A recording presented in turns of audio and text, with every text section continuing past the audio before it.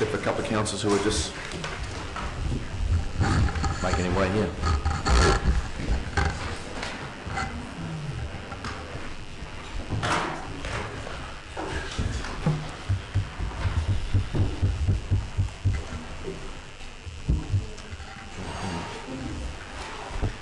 Okay, good evening everyone and welcome to tonight's council meeting.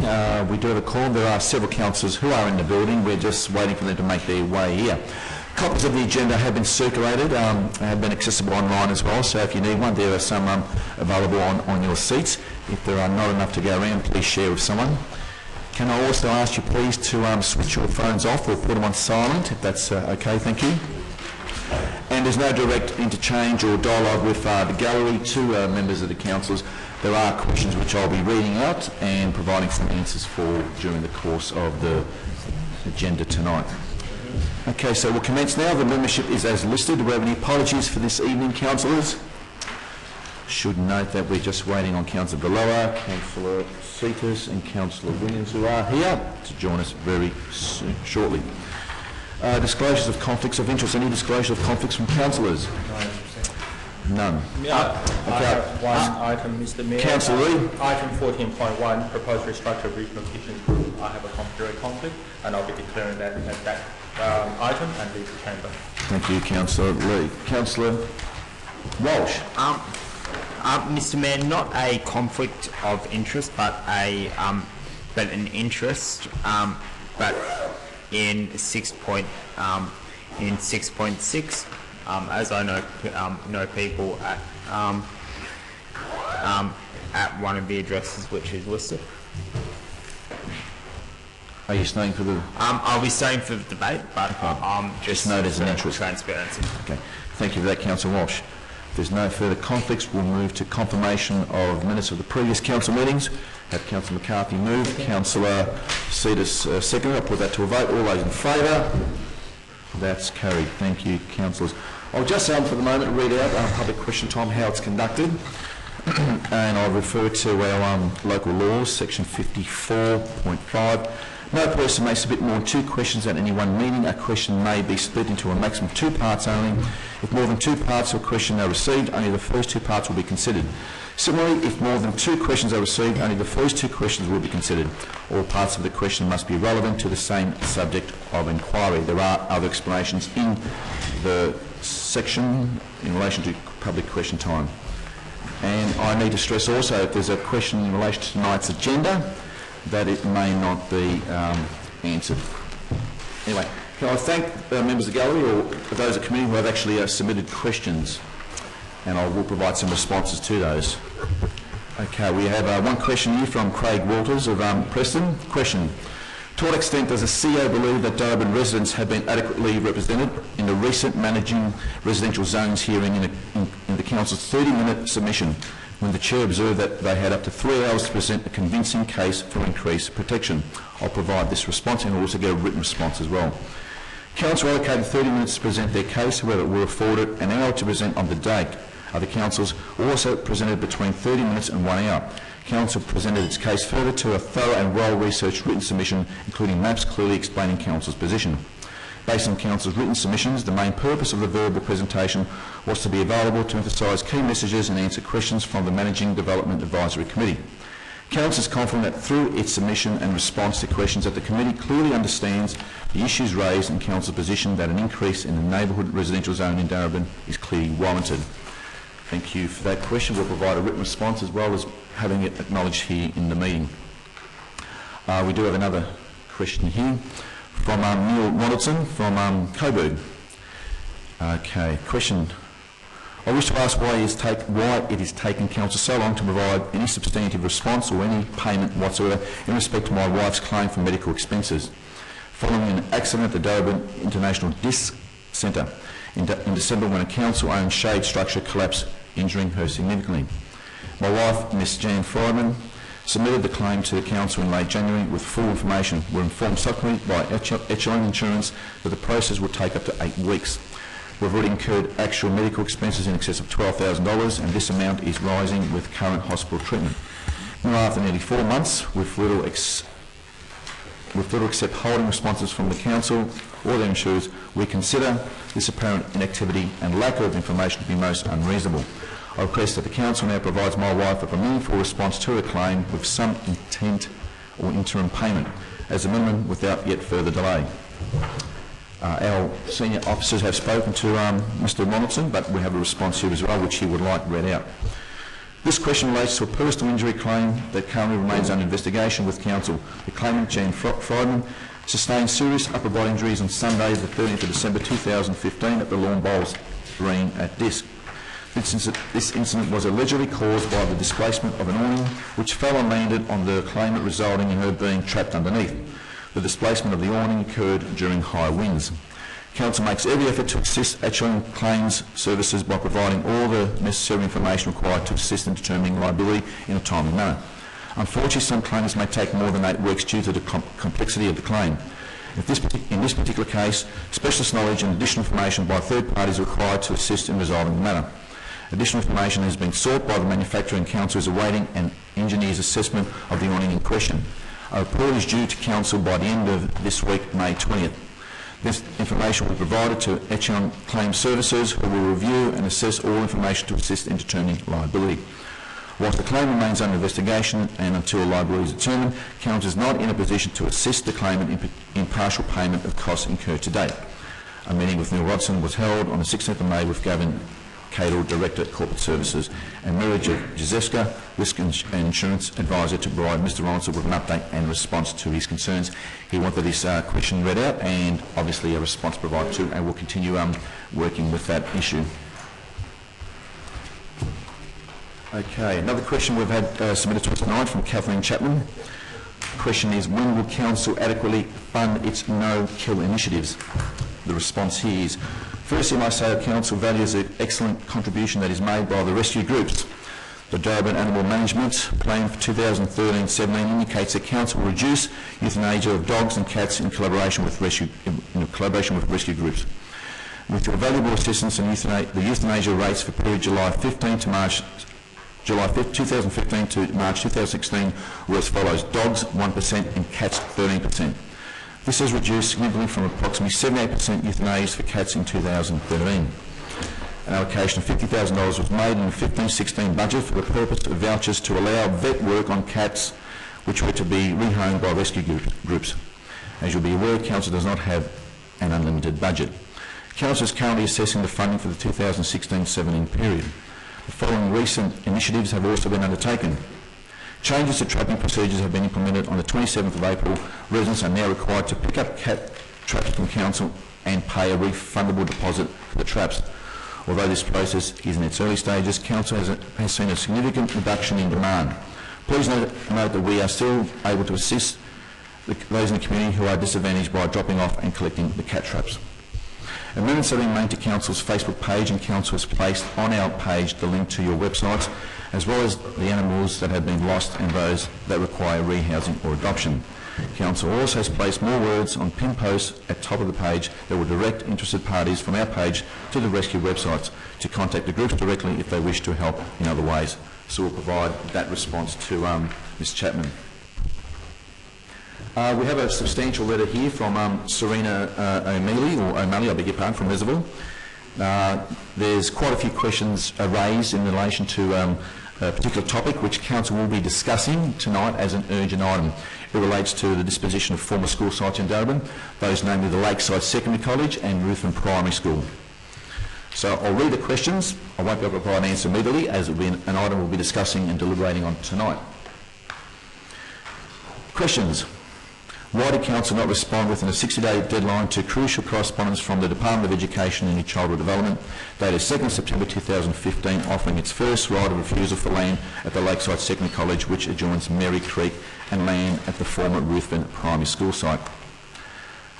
When was the CEO informed about the public consultation meeting on 2nd May 2016 about rezoning of both parcels of land? Why were no councillors or council officers in attendance at this meeting, which was run by the Government Land Standing Advisory Council? Were elected councillors advised of this meeting that was taking place? 2nd of May was a council meeting night, so it's unlikely you'll get councillors there.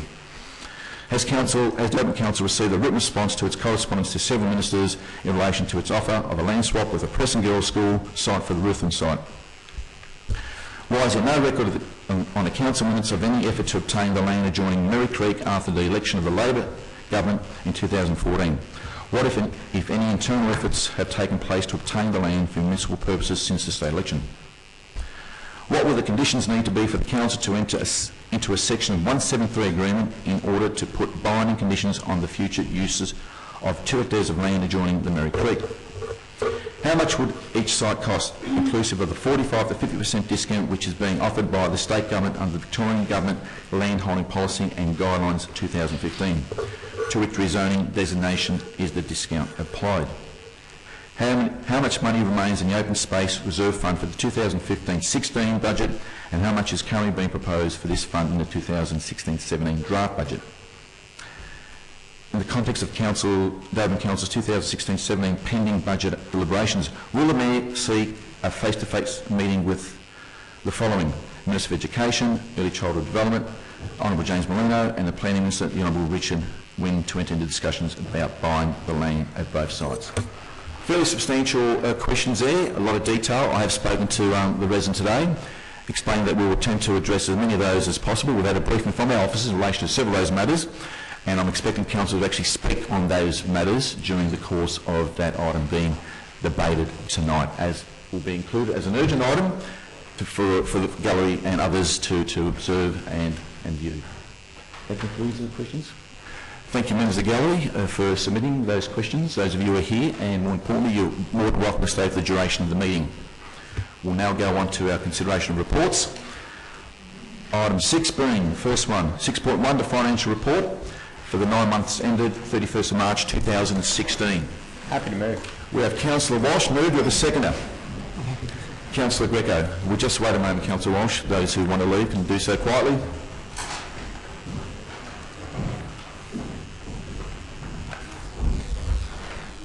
What's wrong with these lights? Councillor Walsh, you have the floor. Thank you. Thanks very much, Mr. Mayor. Look, the as we discussed last week in the or 2 weeks ago, I should say, in the draft budget, council's financial position is certainly in good stead at the moment. The challenge is obviously to keep that we must be rise up to is to keep it in good step. But I think the $39.76 million surplus in the year to date is good, and that's nearly 7 million ahead of budget, and which is obviously something else which is which is important. It's as I said before, the challenge is obviously to keep councils councils finances in good nick into the future, but that's a challenge that I'm sure we'll all be up to. Thank you, Councillor Walsh. Councillor Greco, as seconder, do you wish to speak? Mr. Mayor, I'll just make mention of one thing in relation to the capital performance. The council has spent about $17 million and so far.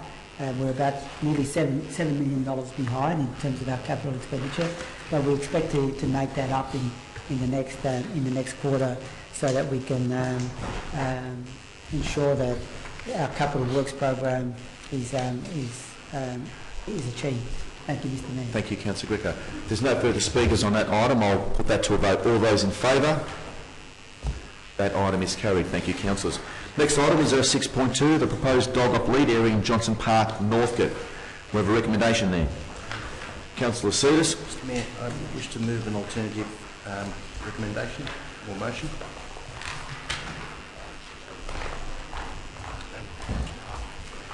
Now, essentially, that the council not proceed with the proposal as recommended at 6.2, and I move it that way. So can we hear it word for word, please? The council not proceed with the dog off lead area as proposed at Johnson Park. For the seconder. I'll second that. Second to Councillor Lawrence. Okay, Councillor Sidis.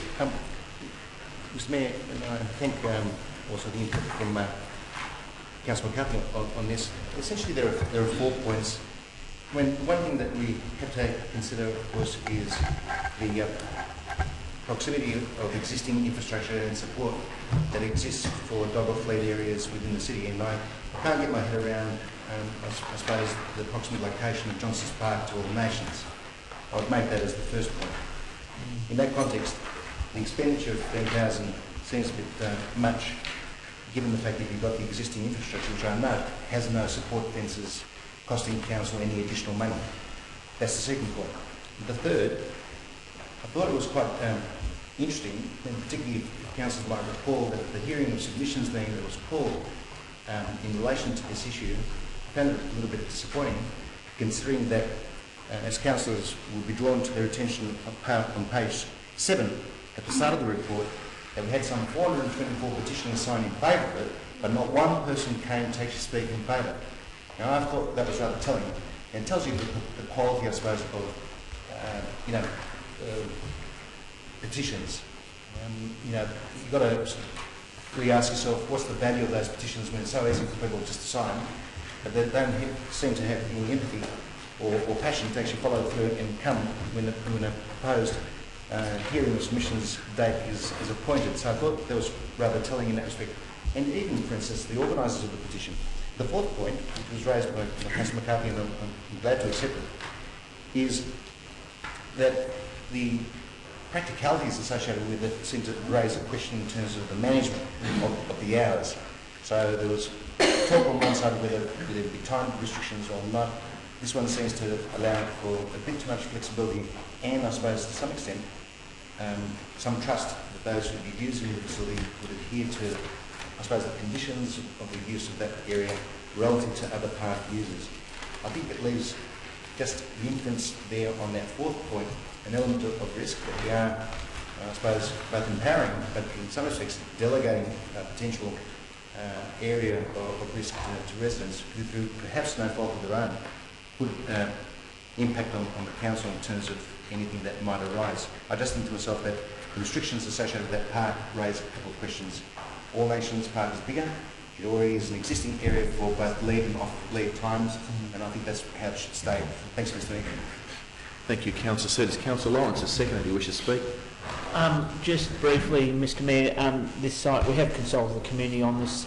This park has some challenges in terms of the mixed use, in particular young children, and not being easily really dividable in terms of these activities. And as Councillor says, has been pointed out, we have much larger sites nearby. Thank you, Councillor Lawrence. Councillor McCarthy. Thank you, Mr Mayor, and thank you, Councillor Sidis, for proposing an alternative. To be honest, I really struggled with this because I've heard strong arguments on both sides, and probably the strongest argument in favour of having an off-lead area actually came from a number of local women who I know frequent that park with their dogs after hours, usually around 6 or 7 p.m, want to be able to use that park as an off-lead area because it's closer and more accessible than All Nations, and I'll take the point that Councillor Sidis has made. Their preference, and this came through in some of the comments in the petition and also follow-up feedback, was to have an out-of-time access to the park for off-lead, so 6 or 7 p.m. post-period, which wouldn't interfere with a lot of the family and daytime activities where you've got younger kids moving around the park. What this report is, and this is actually a follow-up report to explore that as an option, really shows that it's very difficult to enforce something like that because you either run the risk of cutting off the park with a huge fence through the middle of it, which I don't think is an outcome that anyone really wants to see here. Certainly didn't come through from the petitioners. I don't think they were expecting a fenced area like a pen. And the alternative is to have a situation which is very hard to enforce, very hard to regulate, and actually poses, as Councillor Sidis said, a whole range of risks because you're putting all the onus onto residents to enforce the time period restrictions, and that is unreasonable and unfair. Also on adjoining homeowners as well. It is a small park in relative to other parks such as All Nations and Macdonell, which is another off-lead area as well. So I've come to the conclusion, based on the submissions that came through in the hearing of the submissions process, that we shouldn't proceed with this proposal at this stage. And I appreciate Councillor Cetus' alternative for motion. Thank you, Councillor McCarthy. Councillor Walsh? Thank you, Mr. Mayor. Look, I also have come to the same conclusion as Councillor Cetus and Councillor McCarthy, because because you know, certainly when you listen to the submissions, the you know, the traffic was you know, was overwhelming in which direction it was flowing, and that's not not everything, but also because the fence with time restrictions was you know, is not you know, we saw from the report, and the assessment was simply not viable. If it had been viable, then perhaps perhaps you know, the my feelings tonight and the feelings of others tonight, my colleagues, would have been different. But the fact is, that's the I guess the information that we got, and so I think in light of that, I think Councillor Cetus's 15 seconds. suggested way forward is probably a good way forward. Okay. There's no further comment or debate. I'll put that to a vote. All those in favour? That's carried. Thank you, councillors. Next item of consideration is 6.3, appointment of Bandura Homestead Board of Management members and committee. Before we have a mover, we need a small comment from the officer. Okay.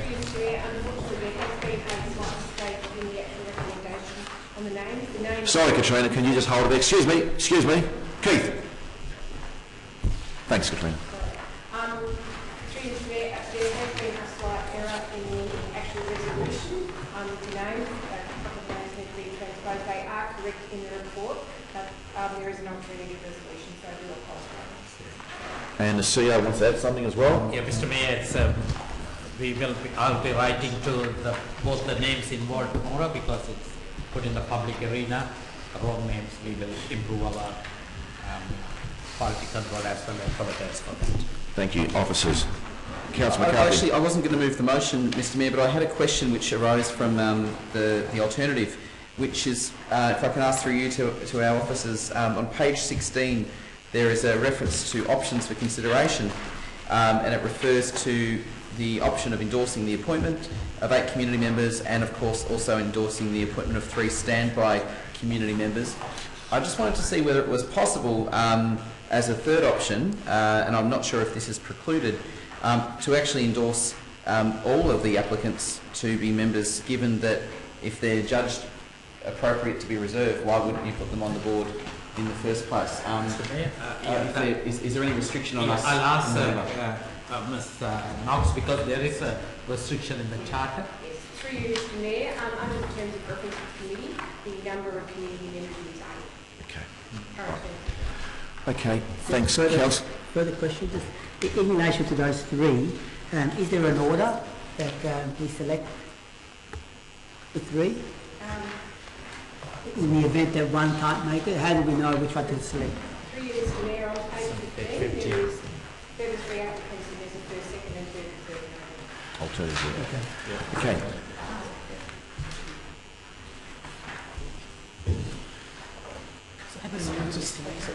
Just a supplementary then, if I can, just because I note that the recommendation is to adopt the revised Bundoora Homestead Board of Management Charter, which is Appendix A.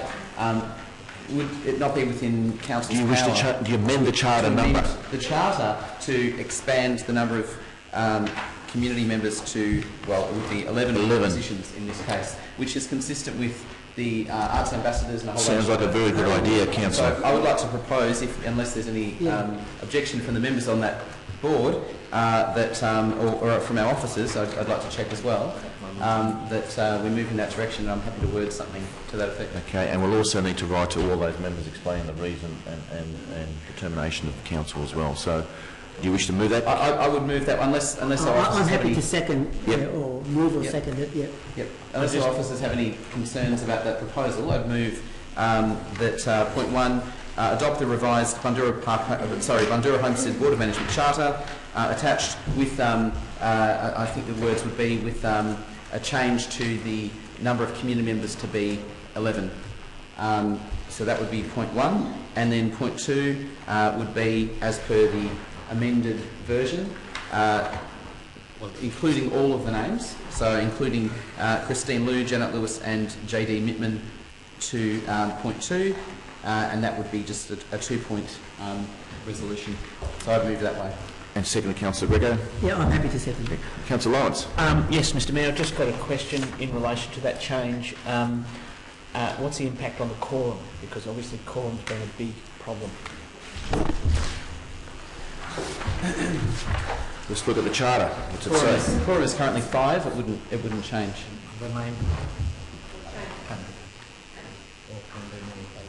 It can remain at 5. It doesn't need to change. It's probably better to remain at 5. Just for clarity, I'm not going to move a formal amendment, but just suggest that we do state what the quorum is. So It says 5. We don't need to change it. Yep. We're under no obligation to change it. Okay, Councillor McCarthy, do you wish to speak now to it? Oh, look, I'm not a member of this committee, but it just struck me that there were 25 applications that were that were received for this board. Clearly, 11 of them were deemed, I suppose, in the assessment process worthy and appropriate. And when we have a situation like that, we're already amending the charter provisions. And I note that in comparison to a range of other council community advisory committees and boards and the like, which have actually a large membership, in some cases of 12 to 14. This seems like a relatively small number. We do struggle, I think we need to be honest here, with Bundoora Homestead, its direction, it's a whole range of opportunities that exist there, and I think more input from a broader range of people would be incredibly useful in terms of its future direction. So on that basis, I'm very pleased to see we've had so much interest, but I would also like to think that we take full advantage of that when it's before us. Thank you, Councillor McCarthy. Councillor Gregor. Yeah, thank you, Mr Mayor. Look, I thank Councillor McCarthy for bringing that issue up, and I think it's a very important one, that we do change the charter to include the extra 3 people on the committee, because it has been an issue. There have been times when the board could not meet because there wasn't a quorum. And it was very difficult sometimes to actually get a meeting going in order to actually make decisions. So I think this arrangement, given that the interest is there, it's great to see that. Just in relation to the people that have nominated, it's actually good to see that so many people have shown interest. And I think it's a sign of if you like, not so much the new management of the homestead. They've been in place there for some time now, but there's a whole new lease of enthusiasm in relation to what the Bundoora Homestead does and the work that it's been doing up until now, and also the direction that it has set itself. And I think that that has been exemplified by the amount of interest that has been shown on people who want to be on the board. So I really look forward to working with this new group of people, and I think we could take the homestead to the next level with the participation of this new community. Thank you, Councillor Greco. Councillor Villela. Just very quickly, Mr Mayor, in addition to what fellow councillors have said before me, I think that the interest, by looking at the number of applicants, I think goes to the tremendous work that the officers there at the Bundoora Homestead have been doing. Ella and her team really do work tirelessly, at just picking some really good exhibitions with a lot of exposure, and just really making a go at raising the profile and reaching out to different communities, art communities in the community, as well as making sure that the community itself is aware of what's going on at Bundoora. There are lots of challenges there, as we know, but they do a really great job, and I think the interest really goes to their hard work, and it's a credit to them. Thank you, Councillor Miller. There's no further discussion. I'll put that to a vote. All those in favour? That item is carried. Thank you, councillors. Next item of consideration is 6.4, outcome of the statutory process for leasing of Sullivan Stadium. Councillor Bowley. Thank you, Mr. Mayor. I'll move with a slight addition and a circulated amendment. That's been circulated to councillors, yes? About a few days ago. It's essentially the first two are the same, with the third dot point of the council received a yearly report on the performance and and operations of the stadium. Thank you. Do we have a seconder? Yes. Councillor Williams. Councillor Lee. Can I just ask a question? Stand up, Councillor Walsh. Are you wanting to use option 1 or option 2? No, the first two dot points have already been accepted. We resolved that in last year. So it is option 1 with an additional point. Okay. Thank you. The recommendation. Thank you, Councillor Lee. Thank you, Mr. Mayor. As the report indicates, this is a process by which the council will enter into a lease agreement with Sullivan Stadium. The operators of Sullivan Stadium currently operates an inline skating arena, which has attracts a certain number of participants. However, it is also in a poor state of repairs. What the current operator is proposing the council do is to convert it from an inline indoor skating to an indoor ice skating rink, as the report indicates. Our officers has done some fairly extensive due diligence work in terms of ensuring that not only do we comply with relevant legislative requirements, but also to ensure that this is the opportunity for this stadium to be improved on its capital infrastructure to allow greater participation by residents of Darebin. As the report indicates, in return of a minimum of $150,000 per annum, the inline skating company will start conversion to the inline ice skating rink and has committed to investing $1.85 billion in the capital improvement. I think this is a good news story, in that not only it is an asset that's going to add significant value to the community, but also provides another opportunity for Darebin to mark itself out in terms of elite sports, particularly in the ice skating and ice hockey arenas. So it is something that we do need a watch and brief on, hence my third point, in that we do need a yearly update just to see what the performance of the stadium is, and look at any ways that we can either make the performance of the stadium even better, or be alert to any issues that they may arise. Thank you, Mr. Mayor. Thank you, Councillor Lee. Councillor Williams, a seconder. Yes, thank you. I'll just add in that before council could actually progress with the 10-year lease agreement with the Australian Skate Company, it had to actually undertake the statutory process advising the public of its intentions, which it did last year.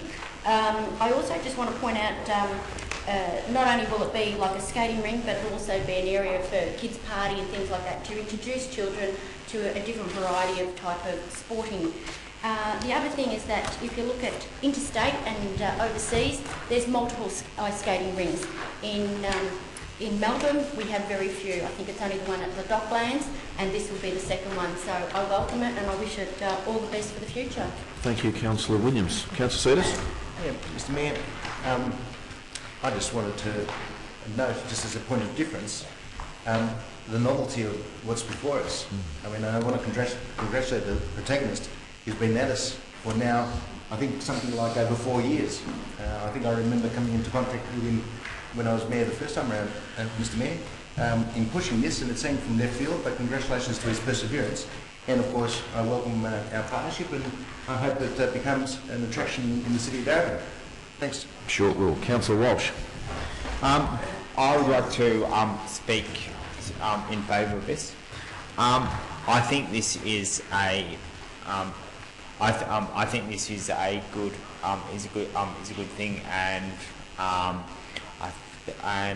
I think it's Mr. Ross Fisher, if my who is the protagonist with this, and because I do think it will be a will be a good thing for the city as well as others have said. And there's the only one apart from Docklands, the only suburban ice skating rink remaining is Oakley, but that's but that may have closed, or it's very close to. It's certainly living on the edge, and so I think there's certainly a market for ice skating and ice winter sports in Melbourne, and I think that Darwin will be the richer for it. Thank you, Councillor Walsh. If there's no further discussion or debate, I'll put that to a vote. All those in favour? That item is carried. Thank you, councillors. Next item of consideration is our 6.5, proposed discontinuance and sale of right-of-way located to the rear of 92-94 Miller Street and adjoining 2 Mitchell Street, Preston. Councillor Lee has moved, seconded Councillor Williams. Councillor Lee? Thank you, Mr. Mayor. It's a straightforward sale and discontinuance sale of the right-of-way. As the report indicates, the owner of 94 Miller Street has agreed to pay for the market value and associated costs associated with that, and there have been no other further objectives to it. So effectively, this clears the way for us to commence the next stage of the process. Thank you, Councillor Lee. Councillor Williams, anything to add? No, it's a pretty straightforward process that we give notice to the Gazette, and that we will be selling that right away. Thank you, Councillor Williams. Any further comments?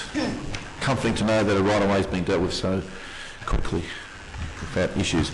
I'll put that to a vote. All those in favour? That's carried. Thank you, councillors. Next item for consideration is our 6.6, the Solar Saver Progress and Special Charge Scheme. Move Councillor Seedis, second Councillor McCarthy. Councillor Seedis. Yeah, Mr. Mayor, a little bit perplexing in some respects, this recommendation, or report rather, that comes before us. I'll draw council's attention to page 32, in particular the first 2 paragraphs in relation to the progress of the scheme. The variability in the market is something perhaps that we had not contemplated at the outset, but it just shows you what a complex beast we're actually playing with here, and why, relative to the way we're administering the program to date, needs some nuancing, I think, going forward. Now, I think in relation to the undersubscription, it stands in marked contrast to Solar Savers Mark 1, which in fact had an oversubscription. What that means, basically, we're pushing people away. So the questions that are begged in that circumstance are, where did those people go? Can they be attributed in terms of their cooling off associated with the factors that have been described in the first paragraph under the progress of the scheme at page 32, or is there something a little bit more? So I think what we need is some more reporting coming back to council in terms of how we might manage that going forward. Also, the low feed-in tariffs is a chief consideration. If that is in fact an impacting factor on the program as well, I think we need to know what are the kind of variabilities that are buffeting our scheme, because I think given the recognition that it's received to date, Mr. Mayor, one can have no doubt in terms of its popularity. The sustainability of the program is underpinned by 2 chief considerations, if councillors can recall, both of which the beneficiaries, in terms of the Section 32s that are hatched on their properties, defray their costs, but if in the circumstances they depart or sell, then those monies are not at risk because they are taken up by the next person. So look, I think it may well be a statistical blip in terms of the long-term trajectory of the program itself, Mr. Mayor, but I think it's incumbent upon us to get those kind of reports coming back to council to see what that trend line might be and what we need to do to fill the gap. Because I have no doubt that the second tranche of this mail-out will have an impact in terms of meeting the subscription, but it probably tells us that we need to be a little bit more aggressive, and the kind of tools that we might bring to bear in order to ensure that we don't have any under-subscriptions in any given year program in which it's run. But yeah, it's just a note of concern, but I fortunately obviously support the recommendation before us, Mr. Mayor. Thank you, Councillor Seeders. Councillor McCarthy. I was actually going to propose a point 8 to Councillor Seeders as the mover, but didn't quite get it in there. So if I can just propose that now, it's quite simple. It would be, and I'll get advice from our officers if the wording is incorrect. Council write to the Minister for Energy and all local MPs voicing Council's support for an increase to the solar feed-in tariff as per recent Essential Services Commission review. Yeah. So, in line with NAGA's stated position. Okay, we'll need all that sent to the minute taker, and I'm happy to provide copies of letters to councillors once I've written to these respective MPs. More than happy to accept. But I think, Mr. Mayor, just one other point that perhaps in that spirit, if we're going to go down that path, I think you did make the point some time Just need you to accept or not. I don't want to hear again. I don't want to hear again. A proposal to put that in there, that the MREP target needs to incorporate small-scale projects like ours, because at this current point in time, MREP has been structured for larger solar programs and sustainability programs. And I think that is something that we need to consider in terms of long-term partnership. Thank you, Councillor Seeders. Underpin the Councillor Scarlett. Thank you, Mr. Mayor. Look, I just wanted to touch on this final point. As a member of the Northern Lights for Greenhouse Action Executive, one of the discussion points that's been occurring at that level is that one of the major barriers to these sorts of programs, and this is not just for Darebin but for other like-minded councils and collaborations of councils that are wanting to do what we've already done here in Darebin, is the fact that the feed-in tariff for solar being fed back into the grid has dropped to an astronomically low, I believe it's 5 cents per kilowatt hour. Now, if you compare what it was when we were in the growth phase of the early adopters, the government was committed to a 66 cents per kilowatt hour gross feed-in tariff, and that feed-in tariff accelerated the uptake of solar. Of course, one of the things is that the market started to mature, and as a result, the cost of solar installations went down. What we experienced, as Councillor Seeders pointed out, with Solar Savers Mark 1 was that the cost differential was actually just about right for most residents. They could guarantee a certain level of savings above $100 guaranteed off their bill, but without actually having too many concerns about that. That was almost a guarantee because of the feed-in tariff. It's dropped that extra bit lower, and as a result, it puts this sort of a project at risk. It puts the viability of it at risk in the sense that for some of our pensioners, who are one of the main target groups for this, and some of our cooperative housing and co-housing and community housing organisations, it is incredibly challenging for them to make the leap from where they are to committing to this program if there is not that small government incentive at the appropriate level. So the Essential Services Commission has undertaken a review. I believe, and I'll stand to be corrected, that there's now a recommendation to the Minister for Energy. This is a state political issue. The government needs to get serious. They have talked about a community solar initiative. Now is the time to put in place the tariff that's going to help take us to the next stage with Solar Savers. Thank you, Councillor McCarthy. If there's no further comment or debate from councillors, I'll put that to a vote. All those in favour? That's carried. Thank you, councillors. Item 6.7 is the advocacy activity update. Councillor Lee. Thank you, Mr. Mayor. I also circulated another small amendment for all councillors. Yep. So it's as per recommendation with an additional point that the council provides a further update and briefing to the new council after the October local government election. Thank you, Councillor Lee. That was circulated to councillors last week. Do you have a seconder? I'm happy to second that, but I actually had an additional point which arose, in fact, from what you've just said there, Mr. Mayor, which is that that councillors receive copies of all correspondence to and from MPs in relation to council's advocacy activities over the term. Yep. Movers happy with that? Yep. Councillor Walsh, question? I have a further point that council receive I receive a report on in terms of bipartisan advocacy as well. I'm not sure if it adds any value because all of these are bipartisan as far as I can tell. They've spanned over two government cycles, both the previous coalition government under Bailey and Ned Fine and the current government under Andrews. So all of these are bipartisan as far as I can tell. Yep. So no. No is the answer. Okay, that's not accepted by the mover. Councillor Lee, you have the floor. Thank you, Mr. Mayor. This is I suppose, a snapshot of Council's advocacy and lobbying activities of the current term of this Council. I think this sort of encapsulating that nice dot point on page 39. And I suppose looking back on that, we can all look back and reflect on the things that we achieved from the Council. I'd just like to highlight a few things which I'm particularly proud of. Obviously, the level crossing works that was raised in the Chamber, particularly around Bell Street level crossing, and I know the current government has committed to removing that. The reopening of the Preston Girls, I know our councillors and myself have been very active in lobbying that ensures to stay in local control and within the Education Department control, that it will remain education land and it will reopen one day to the high school kids of Preston. And I know that, again, there's a very active group on that to reopening that Preston Girls site. We are still progressing with some degree of difficulty with the Melbourne Water in relation to the M40 pipeline upgrade project down the median of St George's Road. Due to the number of stakeholders involved, the project has slowed somewhat, but I believe that Council will be receiving a master plan at some stage. And I know that we also have a number of outstanding motions in relation to the options for work and affected stakeholders as part of the M40 upgrade.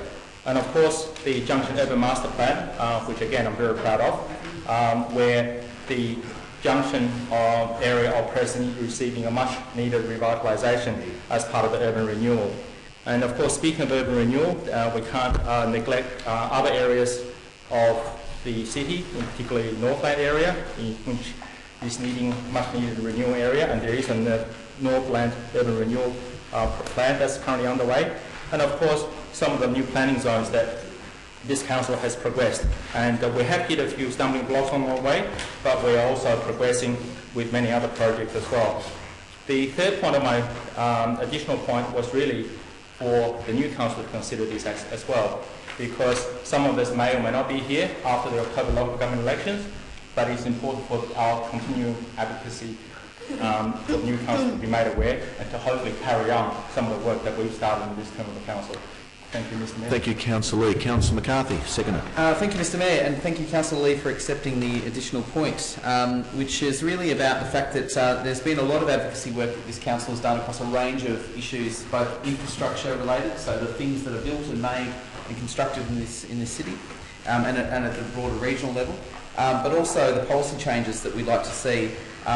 And obviously there are some standout items. The Regional Animal Welfare Facility is one which is now in the development phase. That is something that we have supported at an advocacy level in this chamber, and in fact called for before it was even an official thing which has been proposed to us.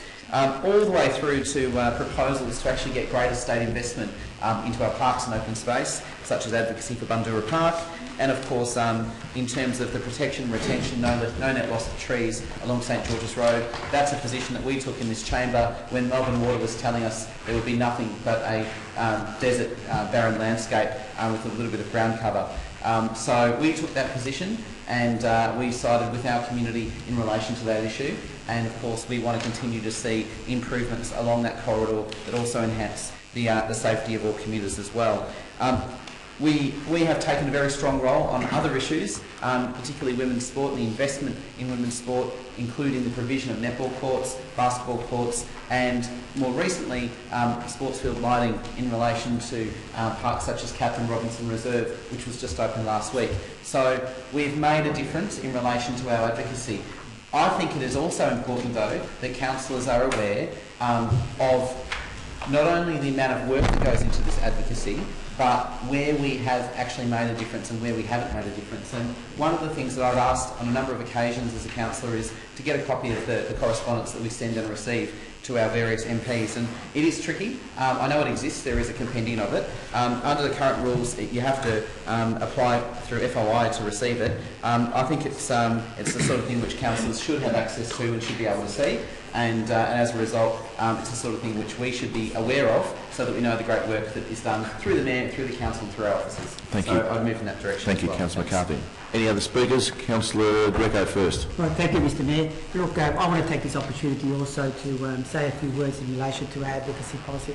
The first thing I would say is that whilst it's the Council's advocacy policy, advocacy achievements, these achievements would not have been possible without the support and the lobbying that has come from the community. If the community was not behind us, then we would not really have achieved all these outcomes that are articulated here in the report. The main one that I want to highlight, and I think that there are many issues here that actually are going to change the landscape of Darebin in a very positive way. But the main one that I want to highlight, and I think which is a massive achievement, is the rail crossing grade separation. There are 3 rail crossing grade separations across the city, but the one that I've been most passionate about, going back to the days of when I first got onto the council, and also the development of the structure plan, the reservoir structure plan, we embedded in a very concrete way back then in the structure plan to make this a realisable thing. It was no longer something that happened out there with a few letters to the minister and things like that. No, we invested back then as part of the structure plan to make that level grade separation occur in reservoir. Also, not only did we do that, but also we put our money where our mouth is, where our money is, I'm not sure, in relation to the grade separation, where the council actually invested money to do preliminary studies about the realisation of what grade separation would mean for our city, not only from a transport perspective, but overall from a developmental perspective in terms of uniting both the east and western side of reservoir, because at the moment there's like a Berlin Wall there between them. So I commend the work that's been done by officers in helping us bring this to fruition, and I'm really looking forward for these things to actually take place. Thank you, Councillor Greco. Councillor Walsh. Thanks, Mr. Mayor. I guess what I was why I was talking about bipartisan was because I think that it's important to look at the bipartisan stuff. I mean, we've got a government briefing coming up. We're in a federal election campaign, and yet we're only inviting substantive motion, Councillor. Please speak to that. But Mr. Mayor, with all due respect, it does mention the government briefing coming up on the 27th of May in the report. So I'm entitled to speak about that. I have raised my concerns that the quality of advocacy. I have raised my concerns about the quality of advocacy. I think we should be a lot more bipartisan, invite representatives from other political parties, whether they be perhaps a patron senator. Most parties would have patron senators for the area. I think it's disappointing that we don't do that. In terms of advocacy, I hope that on the 27th of we continue to advocate about the multi-purpose sports stadium, because in the current budget, the state government let us down with that, and they have not put any action where they have not put their money where their mouth is with the provision of sports in this area. Thank you, Councillor Walsh. Councillor Lawrence. Yes, Mr. Mayor. Just briefly, obviously don't want to cover territory that other councillors have covered, but I would note as Councillor Greco mentioned, the work in terms of Reservoir Railway Crossing goes back to 2008, when we sought to put this back on the agenda. It had been an agenda of the Preston Council many years ago, decades ago, and they missed the opportunity. It was very cheap and it could have been done, and could have been done before Box Hill.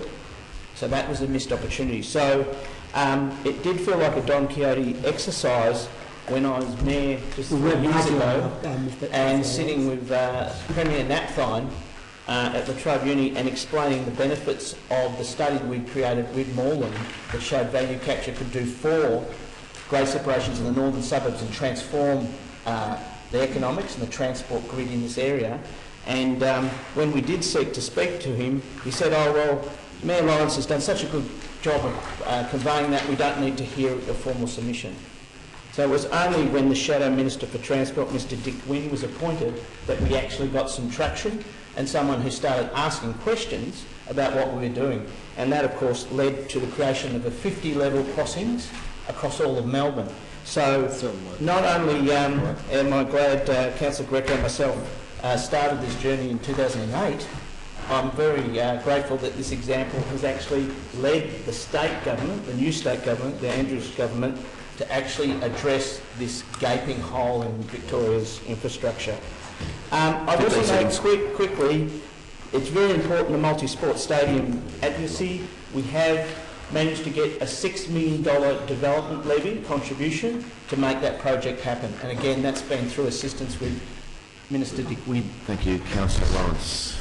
And I probably should add, Councillor Lawrence, that call of yours, when you spoke to the Premier then about railway grade separations, that probably got the Labor Party government elected.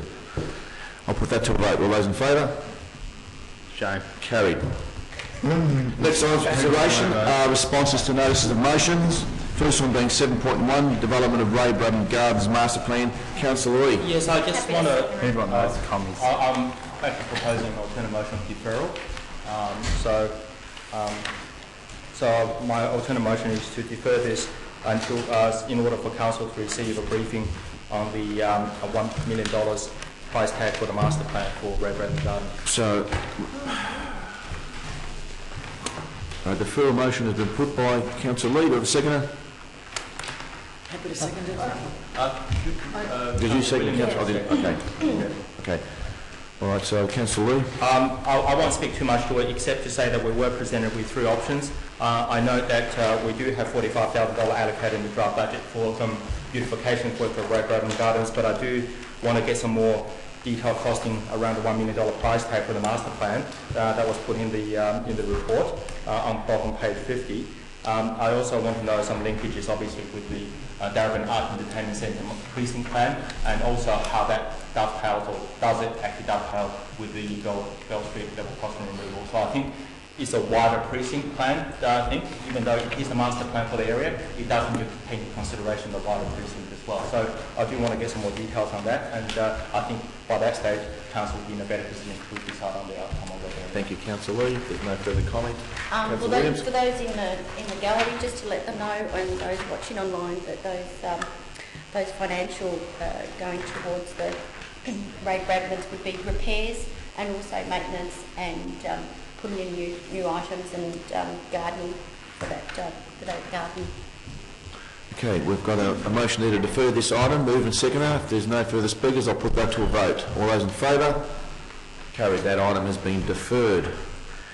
Next item we're looking at is 7.2, the future use of the former Reservoir Library. I have a question. Question Mr. from Mayor, if I Councillor may. Villela. Just through you to the officer. I note that it's in relation to a notice, a GB item that I put forward a while back in relation to the future use of the former Reservoir Library. I just want to know whether the library is currently being used at all. And, you know, as an interim to what's being proposed here. Anybody in there at the moment will be used? No, Mr. Mayor, it's not occupied. Thank you. A further question, Mr. Mayor. I know that there's been an investigation about the physical conditions, etc. My question is, it operated as a library up until not long ago. So I'm wondering, can it still operate as is, with maybe some minor paperwork or whatever that needs to be done, till we actually get a decision as to what's going to happen? Because this will affect whether I put forward an additional point. That's not. Through Mr. Mayor, there are major structural issues with the building, which OH&S we issues. wouldn't want to be too keen on people in there. The building has its leaning and falling away on one side. Mr. Mayor, that knowing that it's going to be shifted, we did put a lot of maintenance work into that. Because it needed significant money. At the time of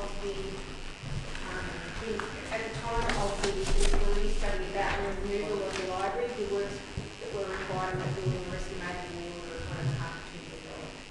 But on page 56, councillors, it does say that there's some serious issues with it, so subsequently it will be an OH&S issue. Yep. So we have several recommendations there on page Well, I have a 54. supplementary question, just in relation to that, because it's still not clear to me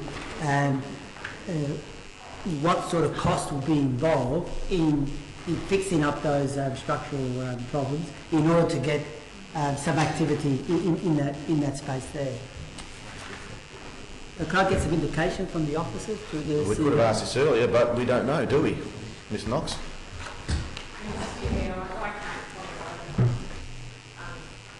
Yeah. One thing could lead to another, and before you know it, it's a $4 million job.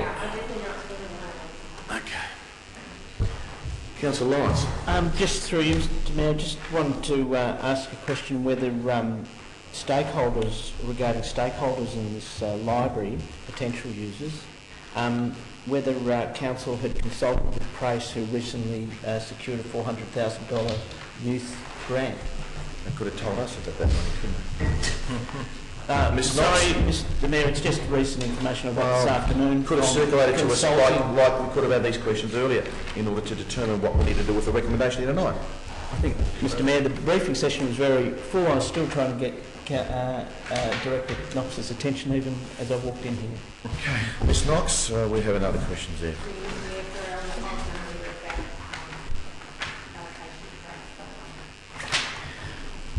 Recommendation there. Mr. Mayor, supplementary question just to officers. Are officers aware of the costs Price have entered into to gain a shop in Spring Street, wasn't it? What was that question? I didn't hear it. Can't look. That's not. We can't answer that, Councillor Lawrence. I think you know that too. Seriously, Councillor Villela. Mr. Mayor, can I propose that we Sorry, Councillor Villela. Councillors, do you mind? Councillor Villela is speaking. Thank you, Councillor. Thank you, Mr. Mayor. Can we? I'm just sort of proposing that that we can defer this and maybe bring it to a briefing where we can have these kinds of discussions and then maybe provide a bit more guidance Happy to where... to consider that option of yours to consider defer it, that, providing Mr. all Mayor, councillors because attend the there briefing. are lots of questions, and I must admit I was guilty of not having had the time today to respond, to put forward these questions, but I think it may require some further discussion. Happy to second a deferral So motion. you're wanting a deferral motion Just for this item? defer the report Councillor Villa's moving to defer for this item. Councillor Lawrence has seconded. for a discussion, which will then provide some further direction maybe for the officers. Thank you, Councillor Villela. Councillor Thank you, Mr. Mayor. McCarthy. Sorry, Mr. Mayor, I'm just conscious here that if this, I'm not against deferral, but I would just ask, given that this is For the quite an budget. unusual proposal in point 4, requesting an organisational submission, so a submission from within council into the budget process. budget, I don't yes. think I've ever seen that before, to be honest. No. In my almost 8 years on this council, where we are asking for a submission from within. Had I known that, gosh, all sorts of interesting ideas will pop up after we've adopted the draft budget. So, just from a process point of view, I don't mind deferring it, but I would like to know, from a process point of view, why we're doing it this way. Because Mr. Deb. it seems a bit after the effect. It should have been done 6 months ago. Mr. Deb. Yes, that's true. Yeah, I'll bring an explanation if it's deferred. I'll bring a detailed explanation. And I also would just question the use of the term social capitalists 4E, which I think the term is social investors. I don't know if we've got a position at this council in favour of public-private partnerships, but I would just Capitalism isn't a dirty word. just question some of the language we've got in here as well. Yeah, I agree. Well, we've had this for a week, councillors. It would have been appropriate and considerate had we asked these earlier. The police have got some more clarity, but in light of the deferment, I think we'll bring this to a briefing. Councillor Villallo has moved a deferment. Councillor Lawrence has seconded. There'll be more questions to ask, I'm no doubt. I'll put that to a vote. All those in favour of the deferment? Carried. Members of the oath, that item has been deferred too. Thank you, councillors. Next item is notice of motion 8.1, working towards long-term financial sustainability options for council asset use. Councillor Villallo has moved. Seconded. Second, Councillor Walsh. Councillor Villallo, you have the floor. Thank you, Councillor Walsh. I think, Mr Mayor, just for the benefit of those in the gallery, because us councillors have had we're kind of pretty familiar with the issues of council assets, and we've been talking for a while about looking at long-term usage of council assets, and are we optimising their usage? Some are underutilised, some might need some further investment, some might need some long-term planning, so and some we might need to maybe dispose of. But that what this is all about, Mr Mayor, is a process working towards long-term financial sustainability options for council asset use. It's a bit of a mouthful, but basically what it seeks to do, Mr Mayor, in two stages, is for us to identify the assets for councils councillors and officers to identify the assets that we wish to look at. And one might be the Bundoora Homestead or Bundoora Park, or there might be there's a few of them, and look at identifying their service value, their performance, context and direction that we wish them to go in. We develop a framework for each asset. That's in stage one, and then from the councillors' feedback into each asset, there will be a report that comes back to council that proposes options for a way forward for each particular asset. How we assess and what specific work needs to be done with each asset. Let's be very clear, Mr Mayor, that it's not one size fits all. We've got a number of assets, and they all have very different values in the community, different objectives, so each asset needs to be assessed on its own merit. But what we do need to have, and what we don't have, Mr Mayor, is a strategic plan for each of these assets. So by the time that, by the end of this council, one would hope that stage two would be complete, where there would be a report on options, strategic and financial assessments for each of these assets. And then Mr Mayor, it's up to the new council then to make decisions regarding the strategic direction of these assets, because they will obviously will have the mandate. But we need to do the groundwork. We've been talking about it for a long time, and I think we need to actually get the groundwork done so the decisions can be made in the future. Thank you, Mr Mayor. Thank you very much, Councillor Villallo. Councillor Walsh. Councillor Lawrence, you have a question? Go ahead, please. Yes, Mr Mayor, I'm just trying to understand the terminology here, because I thought originally this was looking at 5 underperforming venues. And so are we talking about the drains and the roads and every council asset, or is this talking about those underperforming venues? Can I just answer that, Mr Mayor? Originally I did use the term underperforming, but then I was advised, and I agreed, that some of the assets they might be underperforming financially, but they have another benefit to the community. So therefore, to use underperforming was probably a bit misleading, and we want the assessment to be broader. To be broader than that. So I took the advice of the officers, but I think that in stage one when we identify council assets and identify their service value, that's when we as councillors narrow down that list. Thank you, Councillor Rowe. I hope that answers the question, Yep. Councillor Councillor Walsh, seconder. I'm happy to support this because I think it's thanks Councillor Vallowa for putting this up. And it's good. It's good that it's good that it's happening. But you know, council, we've talked about this before during this term, and I'm not sure if there's been enough of a push with some of these underperforming assets.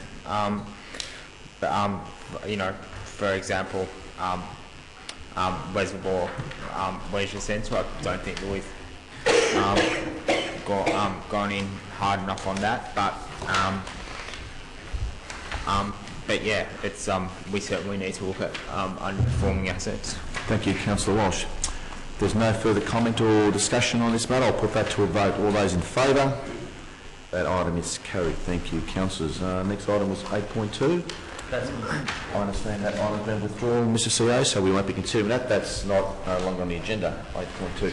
8.3, we have asset management strategy. I need to point out an error on the bottom of page 63 where it says 658.8%. That's an error. I think it should read something else. 65. 65.8. Okay, so yeah, just note that, councillors. Councillor Lawrence, that's yours. Do you have a seconder for that? Yeah. Councillor Walsh, seconded. Yes, Mr Mayor. This item actually flows on, it fits in some degree with the previous motion, but I suppose rather than about big decisions, it's actually about continual effort and maintenance of the city. Asset renewal is a measurement that we have failed to meet in terms of the Auditor General's reports, in terms of completing asset renewal, that is, reinstating the basic assets through the city to their original state. This includes all sorts of things, fences, buildings, curbs, all sorts of things. Now, from that, there's a recommendation, of course, that you do 100% asset renewal, which would be preferable in a city that's growing. The Auditor General, in fact, sets 90% as the benchmark, and we've been coming in around 60, 65. Now, our recent budget lifts that to 94 and is a departure. And this notion of renewing assets may seem very boring. It's not big openings, not grand openings of $1 million venues, but things like the caretaker's building at Maryland Centre, which has been bulldozed because the floor was allowed to rot and the children's groups and the mothers' groups have been evicted and the actual programs have stopped because a weatherboard building wasn't maintained, would be captured if we had an asset renewal register and actually did wide asset renewal in the city. Similarly, we heard about the library with its cracked wall. It could actually be functioning for the next 5 years while we wait for development if the maintenance is fixed. So I can pretty much take you into every street and reservoir and every facility in Reservoir and Bundoora and show you assets that are crumbling. And that's why we've got a black mark at the Auditor General and we've got a black mark in our streets. But we need a proper renewal plan. Thank you, Councillor Lawrence. Councillor Walsh, second. I'll second this, and look, I've also got some examples of where there have been failings. I look at Northgate Aquatic Centre. Yes, yes, there are complexities with YMCA, but that has been, but the change rooms there are in disrepair, and the questions that I had, which people didn't want to answer, is how come it was allowed to get to this. Was the question that I have about things like Northgate Aquatic Centre. Yes, we need to do something. it's absolutely urgent that we do something there. But it is in a mess, and people what's concerning me is families are starting to leave Northcote and swim at other pools in other cities, for example Collingwood, because because the asset has not been kept up to date. So I think Councillor Lawrence is on something. Thank you, Councillor Walsh. Councillor Greco. Yeah, Mr. Mayor, look, I welcome this motion by Councillor Lawrence. I think it's quite timely, and I think really we need to do some work in this space. I'd just like to add to the list, Councillor Lawrence, of a few other places. You mentioned the library that we talked about just now. Again, that space that could be used by the community. We know that the community is looking for space, and there's not even enough space to actually to provide for that. But I could just note a few others. There's some just here. We've got the old RSL club that's been vacant for so many years that could have been used as. And I know that I've actually moved motions in relation to try to activate the RSL club to try and get it going to see what activities that we can have there, because let's not remember, not long ago the RSL was actually meeting in that club. Also we have the old police station, that again another vacant building that has not been kept, which actually could have been used for the community. I know that there is some discussion now about transferring the intercultural centre into there. There's also the Koori radio that are thinking of moving there. They're the sort of discussions that we need, not to just close down these buildings and leave them idle. The other one that comes to mind is the boathouse. And I've been raising that for the last 6 or 7 years about getting something done at the boathouse, and nothing has been done. I really think that we need to do some work in this space, because there's a lot of idle buildings in the municipality which the community has been demanding that they have access to, so that they can actually organise some of their activities. Thank you, Councillor Greco. If there's no further comments or discussion, I'll put that to a vote. All those in favour? That's carried. Thank you, councillors. That concludes our notices. I beg your pardon. We have another item, 8.4, the St George's Road Shared Path and M40 project. Move Councillor Lee, second. Seconded, with an additional few words to point 3, which I'll just read out. Yes, Councillor Lee's aware of them. So at the end of point 3, after the word safety audit report, to add the sentence, the letter should also reinforce Council's position in favour of a continuous treed avenue and no net loss of trees along the St George's Road median. That's accepted by the mover. That's accepted. Can you please give that to the minute taker? No. Thank you. Councillor Lee, you have the floor. Thank you, Mr. Mayor. This issue, I was hoping that I'll bring this issue up during the discussions with Melbourne Water in relation to their master plan for the actual project, M40 project, but I think the time has come for Council to actually take the lead in on this. The Council has committed in its draft budget $600,000 for the widening duplication of the St George's Road Shared Path as part of the M40 project. I think that is a very significant down payment from the Council. And this goes to the heart of point 3 of my motion, whereby we actually now need to advocate and continue to lobby for other key stakeholders such as Yarra Trams, Melbourne Water, Public Transport Victoria, amongst other places, and Vic Rose, to get them to commit to match our level of funding, our $600,000 down payment, to ensure that there is a good outcome for the community. Because this actually represents once in a 100-year opportunity. We heard from the Melbourne Water people that this pipeline, if done well, will last us for the next 100 years. And this also represents an ideal opportunity for us to create a master plan for the entire duplication of the path from Reservoir all the way down to Northcote, so that you can not only accommodate the 500,000, the 500,000 bike trips that's carried on the shared path alone, but hopefully breaking that to 750 or even 1 million bike trips per year. And I must say that about 500,000 bike trips is very underrepresented, because we know the country is undercounted by 10%. We also know there are a number of cyclists that go from Reservoir to Northcote and therefore do not go past the counter. So the true extent of the shared path as a community asset, a transport asset, an infrastructure asset, and an asset for the northern part of Melbourne is underestimated. And I think this is why we, again, must take lead in preparing a preferred master plan to look at how we're going to reconcile the traffic between bikes and pedestrians, how do we look at the crossing points between the various roads, and how do we provide amenities such as drinking fountains, shelters, and repair stations so that walkers and cyclists and other path users can actually enjoy that and maintaining that vital piece of infrastructure for generations to come. So I look forward to have this motion supported and look forward to receiving that master plan. Thank you, Councillor Lee. Councillor McCarthy. Thank you, Councillor Lee, for accepting those additional words. I think it's really important with our advocacy, given what has taken place over the past 6 or 12 months on this issue, that we continue to reinforce what our position is here, which is we actually want to find what is the certain position of this master plan as proposed by Melbourne Water.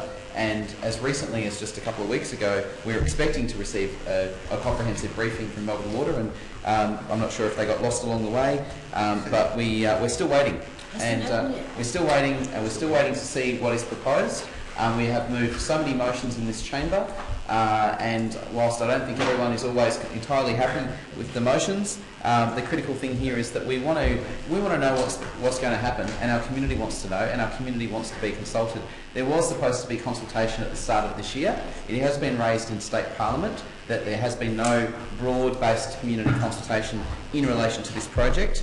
Whilst a number of community groups have been engaged, there are a lot of people in the community that are really passionate about what happens here. Not only the issues that Councillor Lee has mentioned, which is about the transformation of this corridor, a continuous green corridor has been mentioned, and a continuation of the tree-lined avenue, but also an improvement to the experience that people have, which is to remove some of those dangerous crossovers that are unnecessary. You don't see them in other parts of Melbourne, where people can unfortunately get caught between the tram line and the bike path, edge over the edge, and as a result, cyclists are seriously injured and in some cases hospitalised. Now this is something we don't want to see anymore, and we can change this now.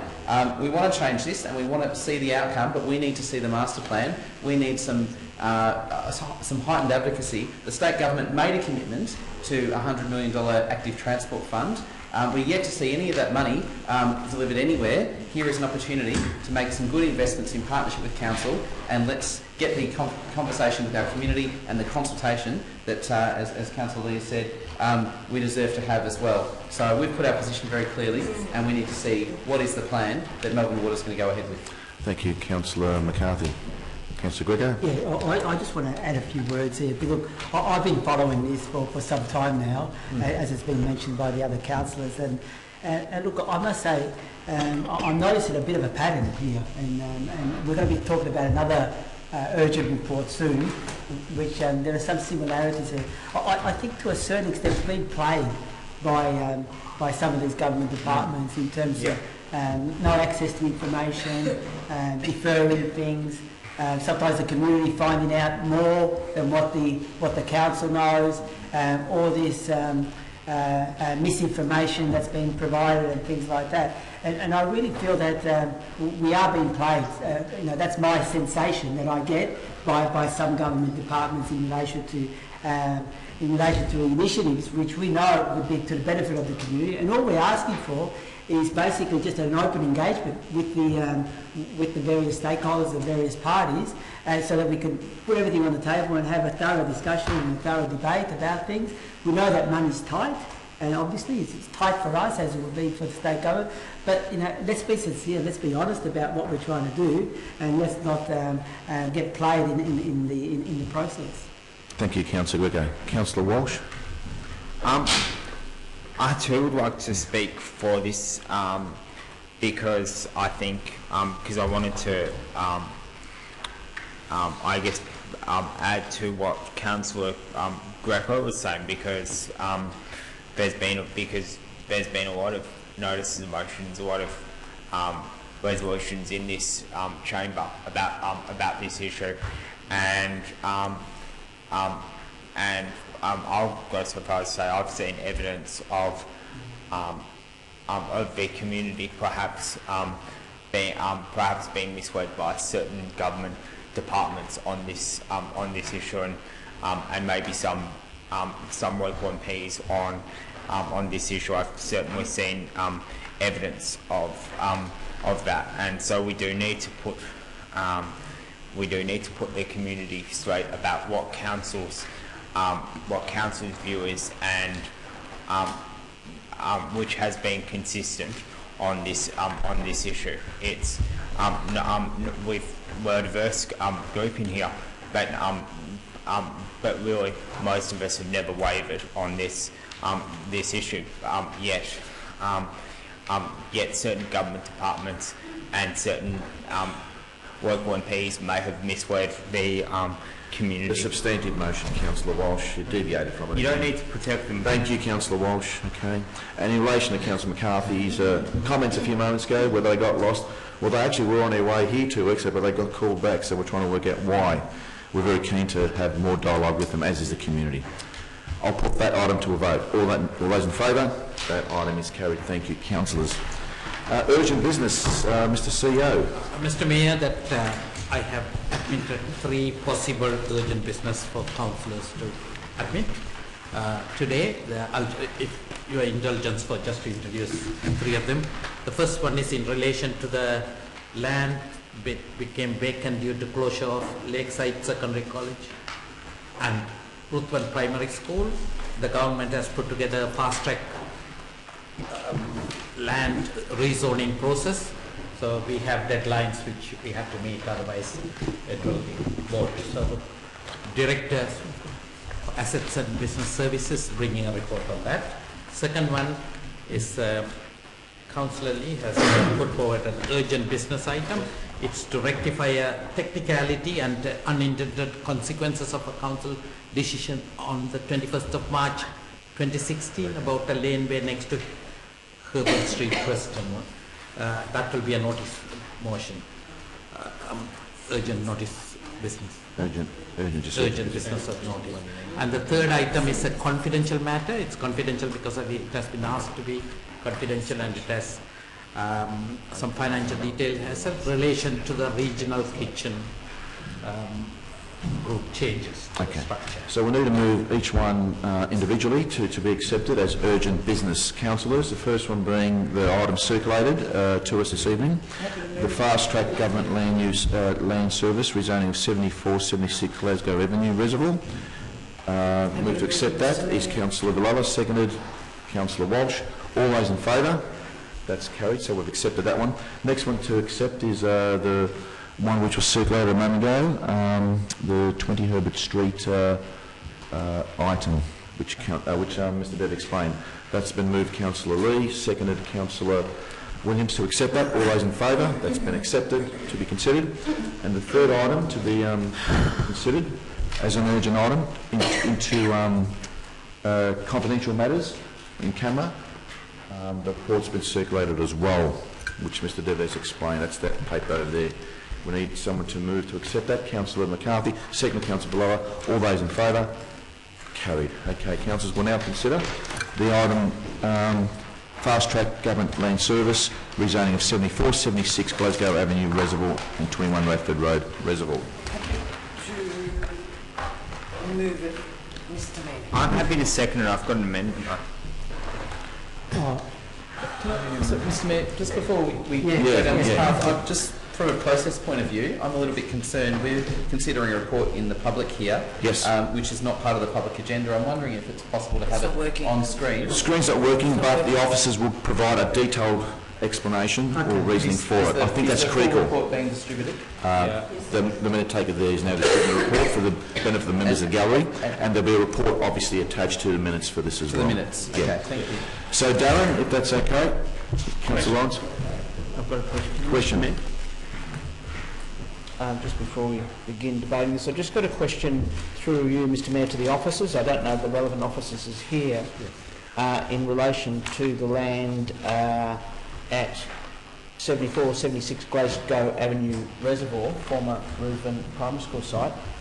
There is here a discussion of 0.25 of a hectare or 4,000 square metres.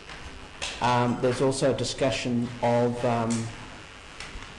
a neighbourhood park deficit in relation to the map on page 9, I note, looking at our open space strategy, neighbourhood parks are defined as 0.25 of a hectare to 2 hectares.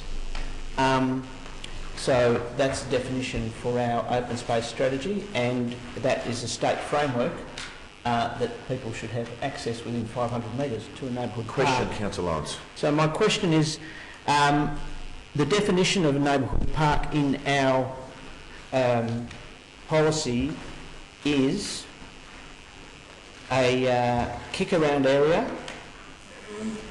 I'll just get the definition, a quiet area,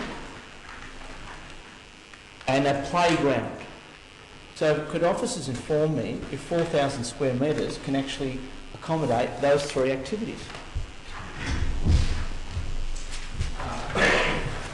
Yes, Mr. Mayor, it is certainly a little on the small side. There's certainly sufficient land for a playground. That's in the order of 8 house blocks.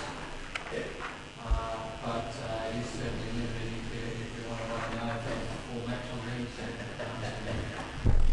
Mr. Mayor, I generally appreciate humour, but I'm actually asking a very serious question in regards to our obligations of open space, which is, are we providing a quiet area for recreation, open space area for kicking around a ball, and the playground, which is for younger children? Because otherwise, we haven't done our homework in this report. Mr. Mayor, We don't know our own policy. without going into too much detail about the open space strategy, identifies active and passive areas. The shortfall around the roof of the site is more in the line of passive recreation, so it suggests a playground requirement. There's no need identified for a large active or more formal resource requirements. So it's more to provide a sense of relief that neighbourhood, and that's what those overlay maps show. There's clearly a demonstrated need for a minimum of 2,500 square metres. The report before you suggests that it would be larger than that, in the order of 4,000 square metres. Thank you.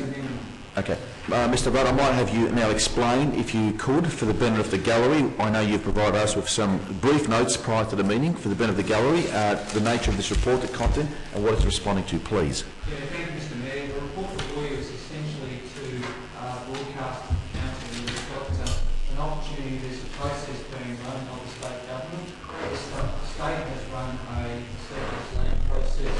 They've deemed both sites at Lakeside, Walmer Secondary College, and the Walmer Primary School site leaving the surplus to their requirements. They've made a decision at state government level, despite council's requests, to proceed and provide the green light for this land to be sold. The primary consideration in this report is to let council know that the council, as at the same time as that committee, through a process being driven by the Minister for Planning, we set up a process to fast track the rezoning of this land to provide an appropriate zone for this to be developed and for the land to be sold for development. Council has been invited, so too with our community and our residents, to provide a written submission on what council thinks the appropriate zone will be. The Department of Planning has prepared a draft planning scheme amendment. It proposes an industrial 1 zone for the Lakeside Secondary College site.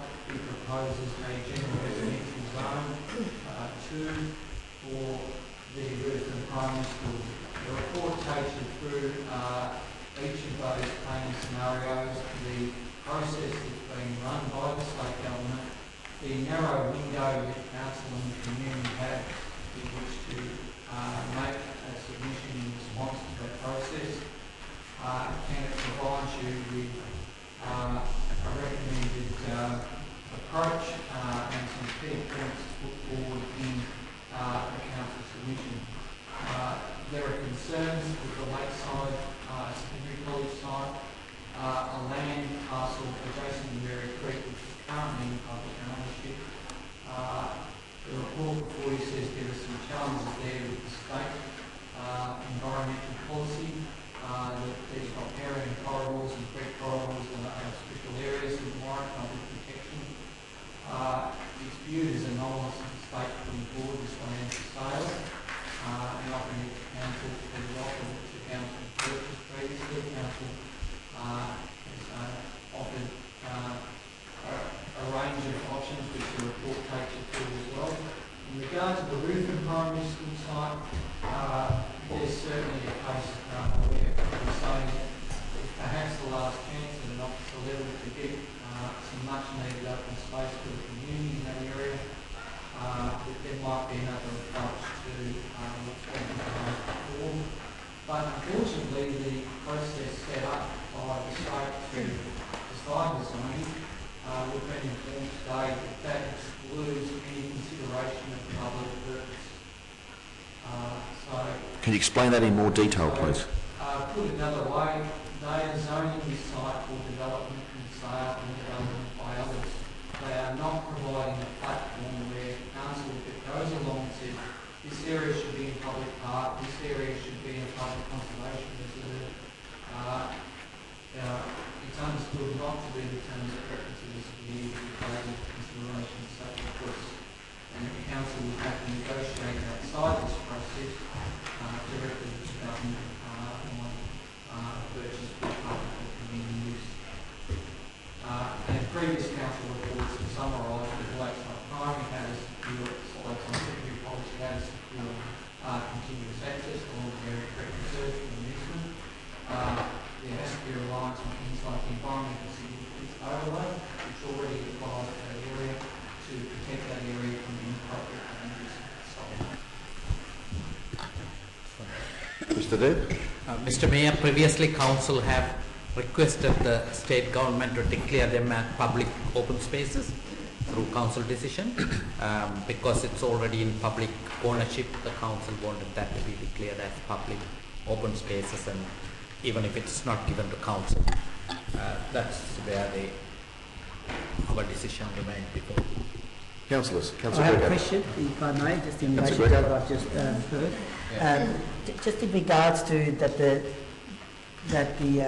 my understanding is that the Minister for Planning has actually put in the terms of reference for the panel that the zoning of the land can only be for zoning for development purposes. Is that correct?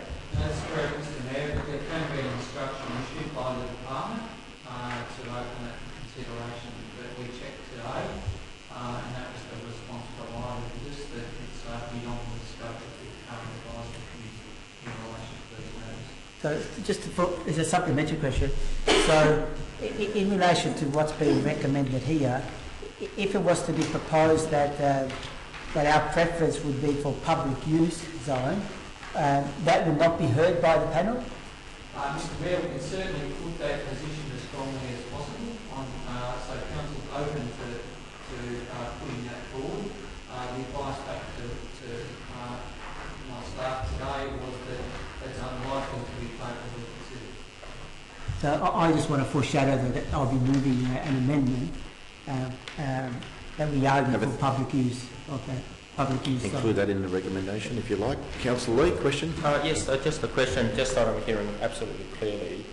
From what I'm hearing, the department has no interest in any of council's concerns except to sell a land to the highest bidder in order for the qualification. That's how I summarise it.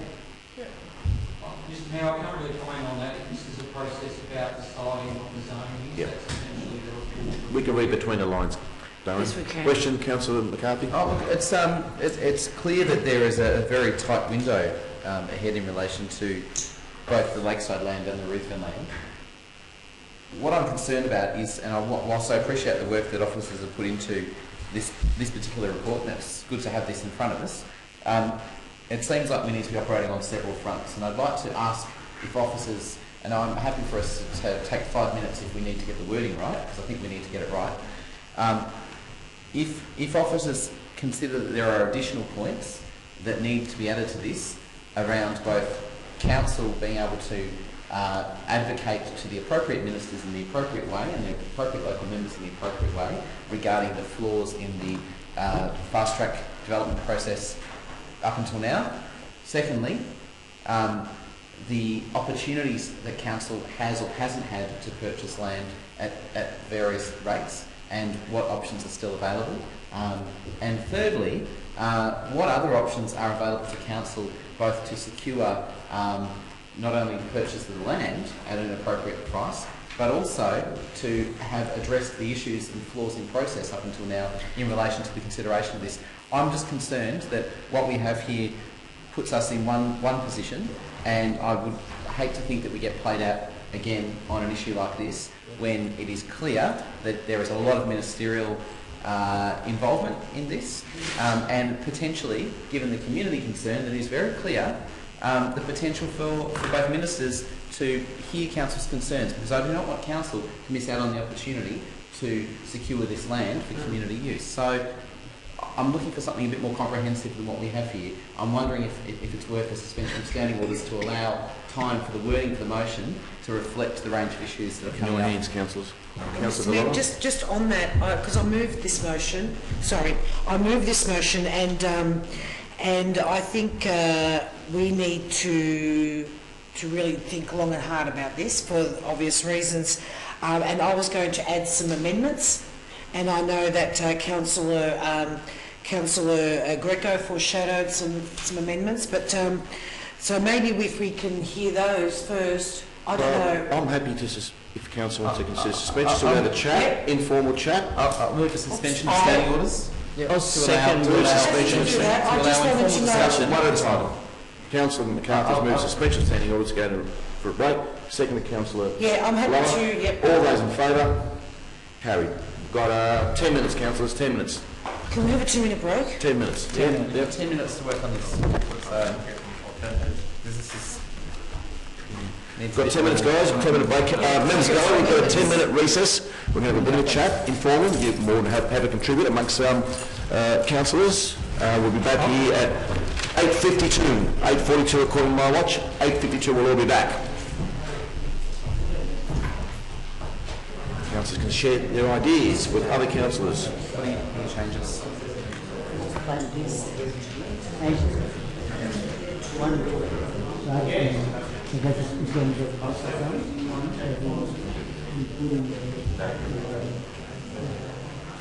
Public use zone, the public open space.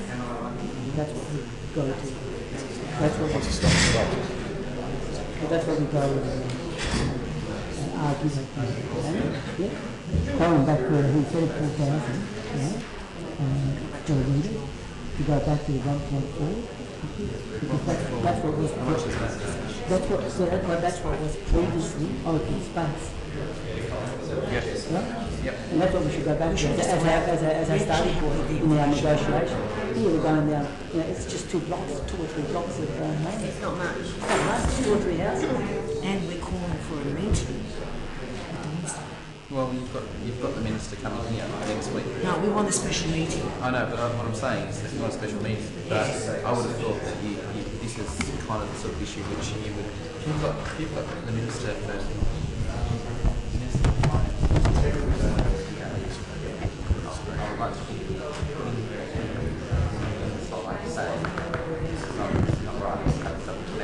To let it go.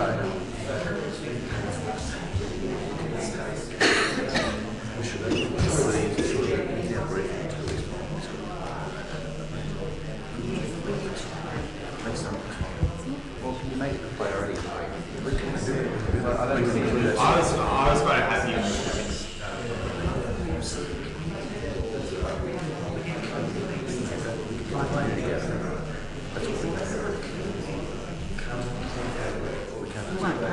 Can't make it, but you can ask. Can't make it. Absolutely.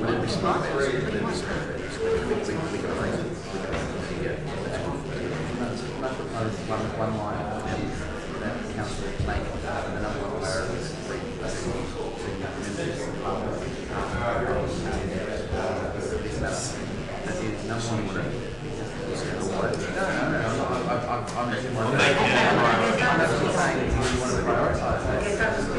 There's no other issue on the council's terms. You are going to have sitting around that table making a decision around In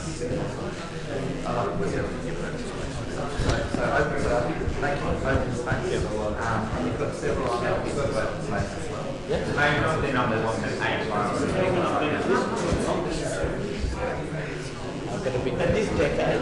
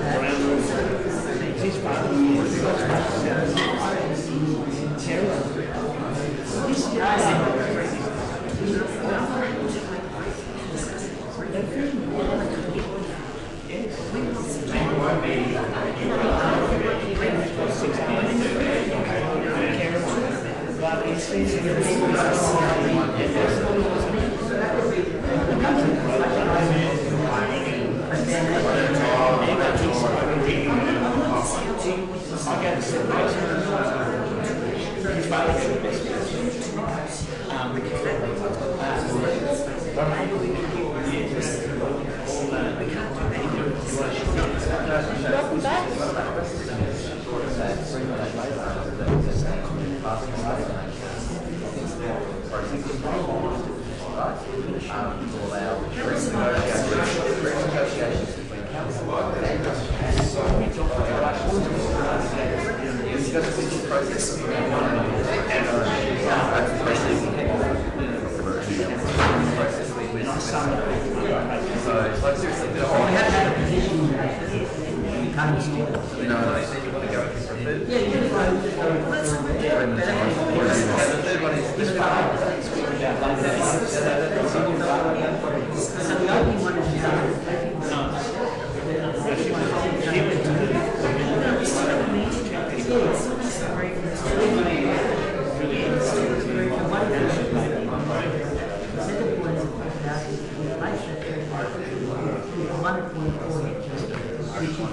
Which is what we currently have, right? That should be our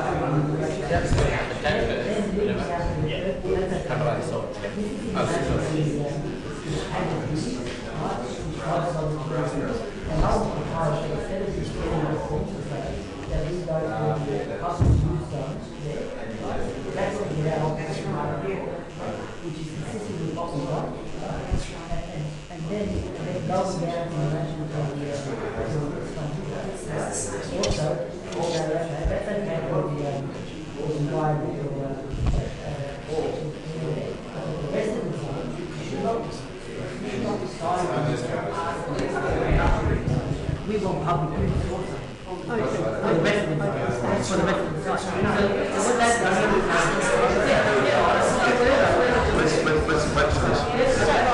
so that gives them the opposite direction in relation to that council where someone sees it. Yeah, exactly right. And then Angela got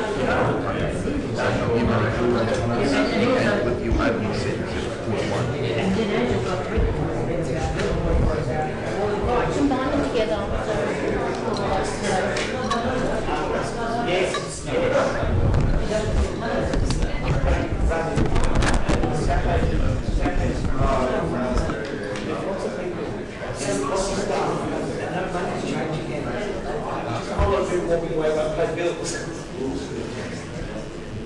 Pay for a seat, you don't get one. You don't pay, you get one. That's how it is.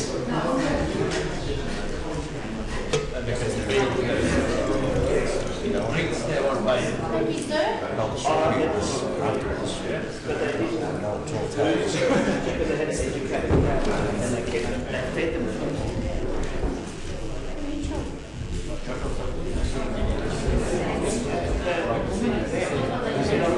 Getting my child into school because she went to Thornbridge Primary School and so I went back and said, guess what, let me in, let me in.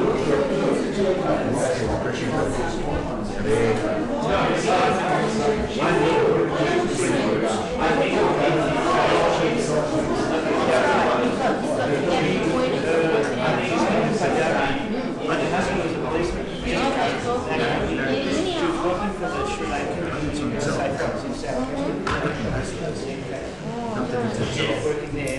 2 minutes, guys, 2 minutes. There's more.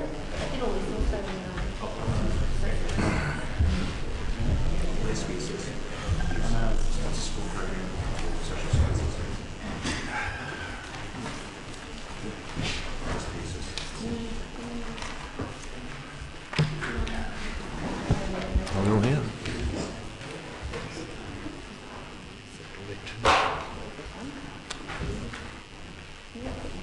Might have someone move the resumption of standing orders.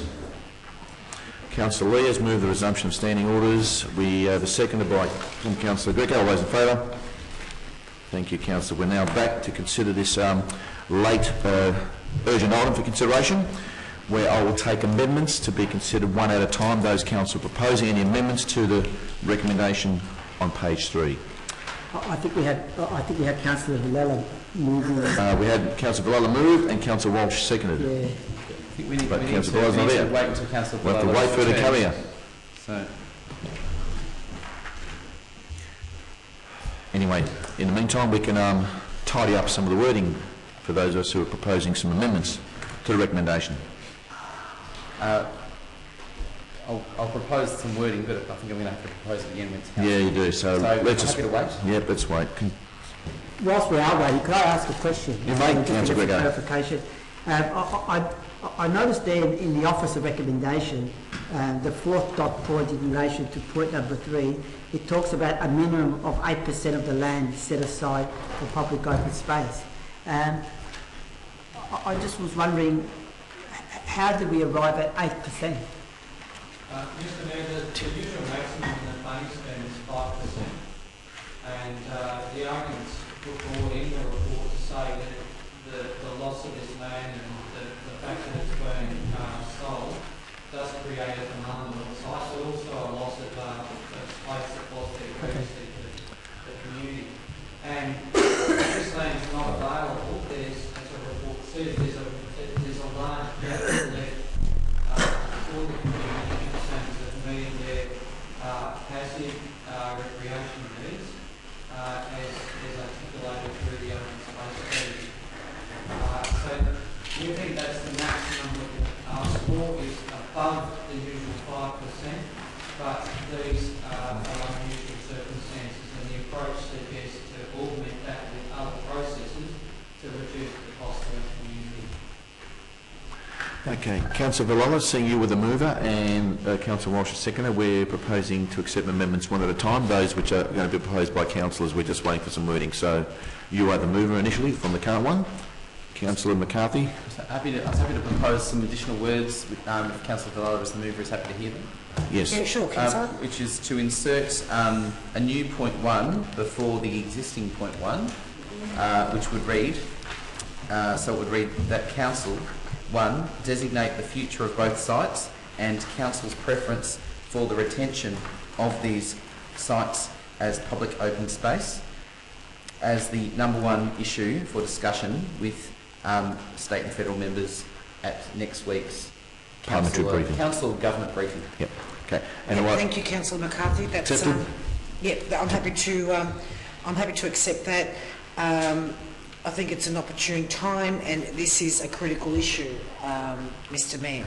I also propose an additional point, which will be point 2, and that in addition to Councillor McCarthy's point, that the Mayor to call an urgent follow-up meeting with the Minister for Planning, and that is to be attended by ward councillors if practicable, and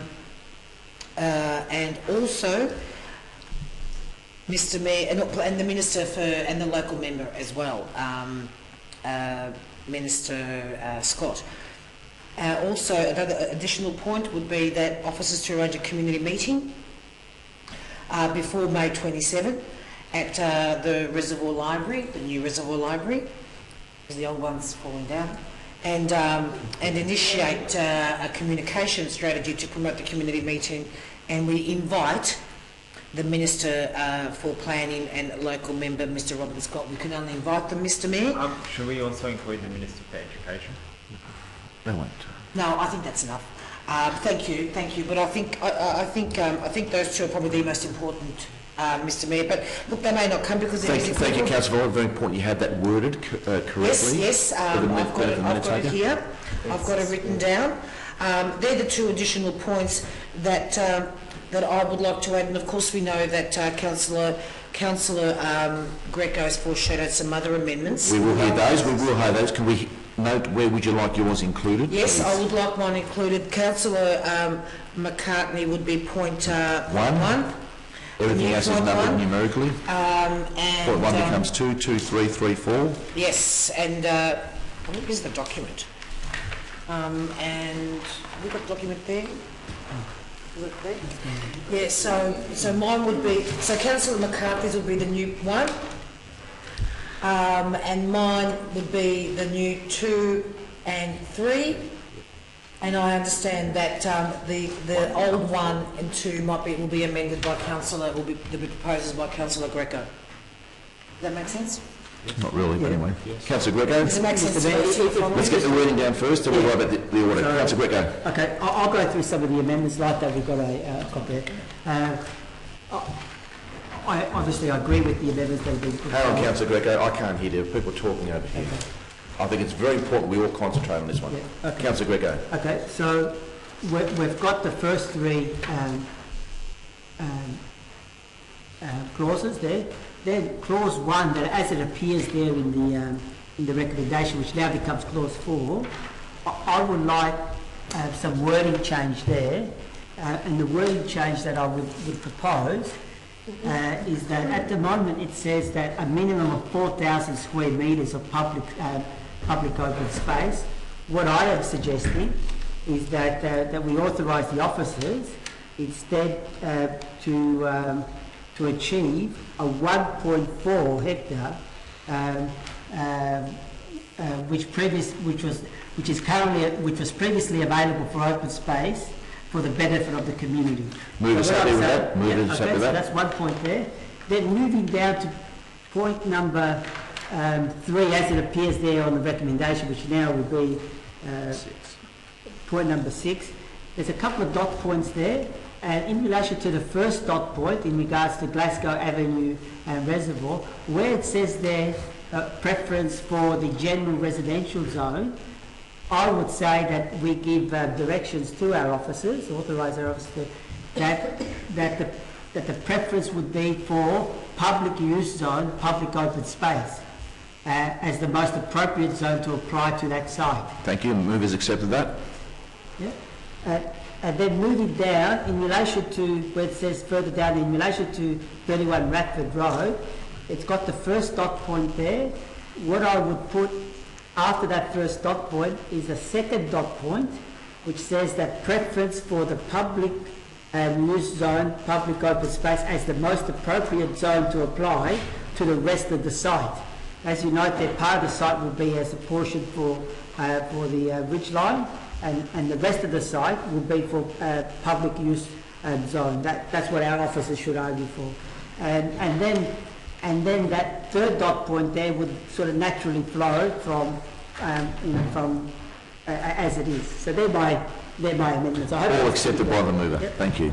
Councillor Lee. Yes, thank you, Mr. Mayor. Just a point of clarification, really. Under the existing point 3, which now becomes new point 6, if the intention for Councillor Greco is to cover the entire site for public open space, then the 3 dot points under the preference for general residential zone, because we make it all public open zone, they're all superfluous, so all 3 subsequent points can be safely deleted. Yep, they're gone. That makes sense, councillors? Yeah, those 3 other dot points under point 3, which becomes point 6. Because they all refer to residential planning matters. Yep. That's understood by councillors, yes? Yep, councillor. Yep, okay, so we remove the point 3, which becomes point 6, the second, third and fourth dot point. Correct. They become obsolete. So we strike them out. Councillor McCarthy. Look, I'm not sure what number we're up to now, but there was also discussion, and I think I'll just provide the words if I can.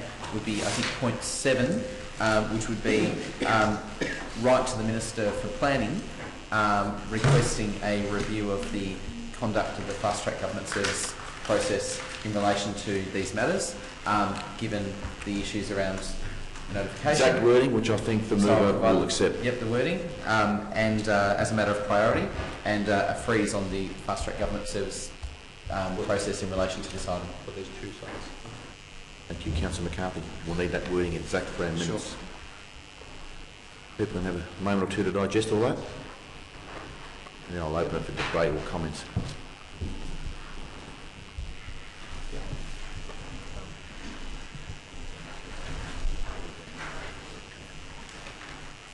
Just need to make sure that all those items are written and submitted to our minute takers.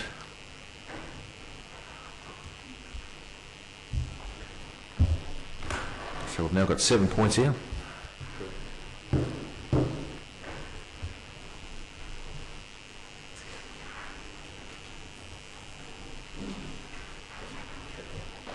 Before we've voted on all of them, we'll need them all written out and given to the minute taker or to Ms Stevens, and we'll have them read out so people know exactly what we're voting on.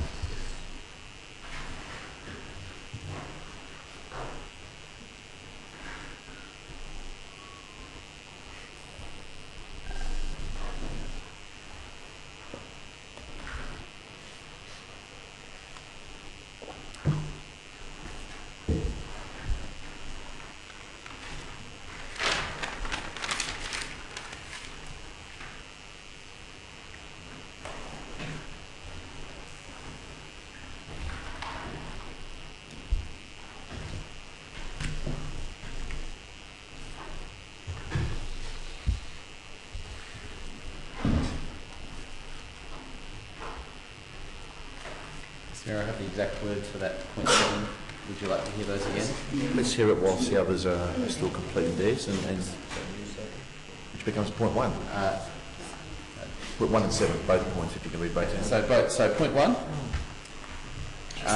Point 1 is so that council 1 designate the future of both sites and council's preference for the retention of these sites as public open space as the highest priority issue for discussion with state and federal MPs at council's upcoming government briefing on Friday, 27 May.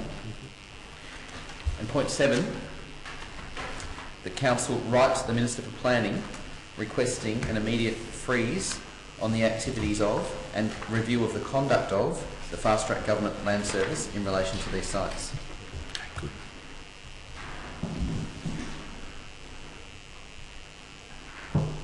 I might withdraw my second if that's... You may, if you like. So Councillor Walsh has withdrawn, seconding the motions.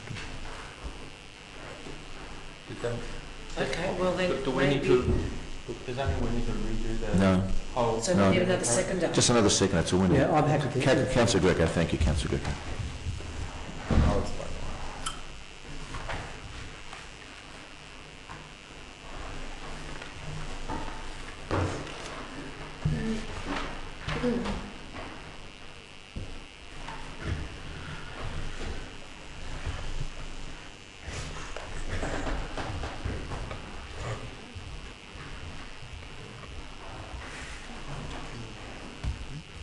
We'll just wait for Councillor Greco. Councillor Lee, did you have an amendment too, Councillor Lee? No, just wait. No, that That's was right. just The leader. So if you'll just wait on Councillor Greco, then we'll Yeah. have these read out. Sorry? We're just waiting for yours to be I completed. thought, want me to read it out? No, we Oh, have yours okay, yeah, written. just about to finish. Yep. it.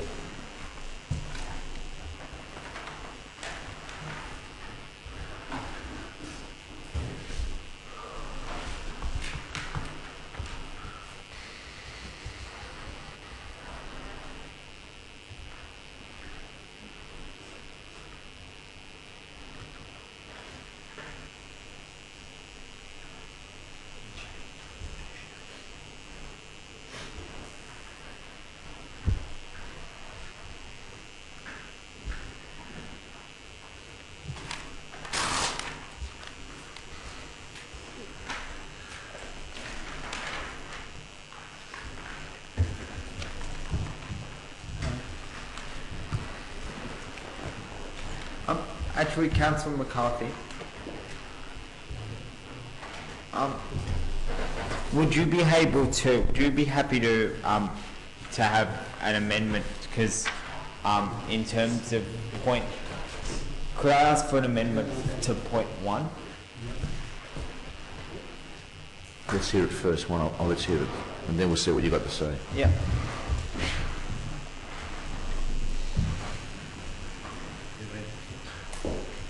We'll have the governance officer hopefully try to read what's been written. Yeah, through you, Mr. Mayor, the recommendation is that council designate the future of both sites and council's preference for the retention of these sites as public open space as the highest priority issue for discussion with state and federal MPs at council's upcoming government briefing on Friday, 27th May. Point number 2, the Mayor called for a follow-up meeting after the briefing in point 1 with the Minister for Planning and local member, Robin Scott, to reinstate the council's position. Point 3. Reinstate or restate? Restate. Reaffirm. Reaffirm.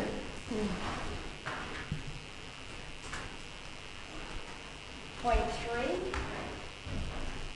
That officers arrange a community meeting for that officers arrange a community meeting before May 27 at the New Brisbane Library and initiate a communication strategy to promote the community meeting. Officers are to invite the Minister for Planning and local member Robin Scott. Point 4. Authorise officers to negotiate an outcome with state government to achieve a minimum 1.4 hectare, which was previously available as open space. Point number 5, as is in the listed recommendation. So note the proposal by the Department of Education and Training, etc.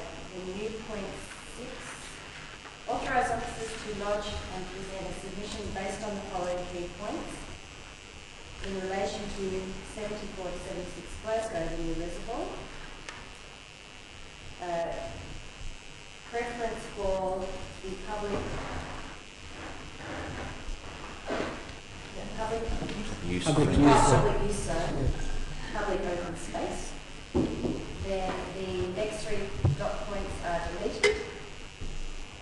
In relation to 31 Bradford Road Reservoir, the first dot point remains as listed in the recommendation.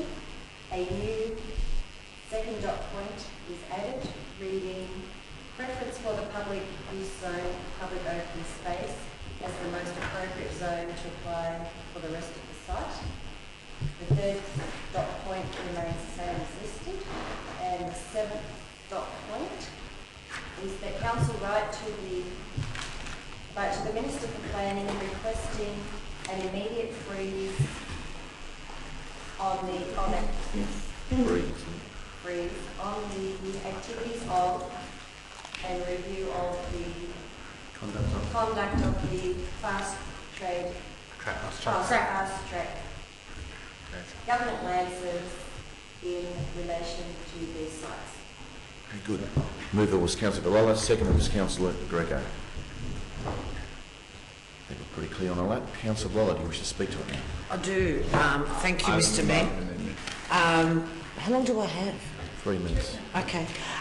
Look, I think for the benefit of those in the gallery, it's important to note that this particular issue has been discussed in this chamber for, since pretty much the beginning of this council's term and before. It relates to the former Ruthven Primary School and the former Lakeside High School in Radford Road.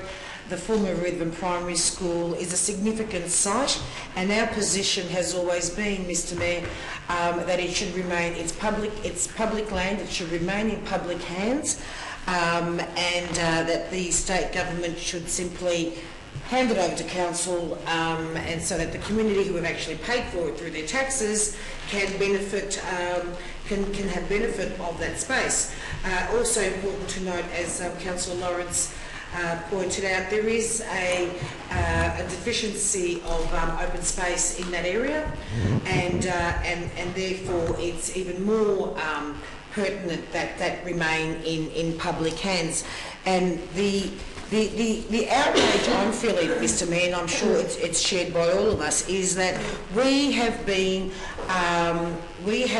on this particular issue. We've moved a number of motions in council. We've been fair and reasonable. We've even proposed, okay, a land swap. Maybe if council has some land on the former Preston Girls site, they're going to commit to a high school there, which council supports. They can have that land, and maybe they can give us. They can give the community, rather, the former Ruthven Primary School. It's been nay, nay, nay, nay all the way, and then what's happened in the last 3 weeks or so? They've introduced this fast tracking process, where it's pretty much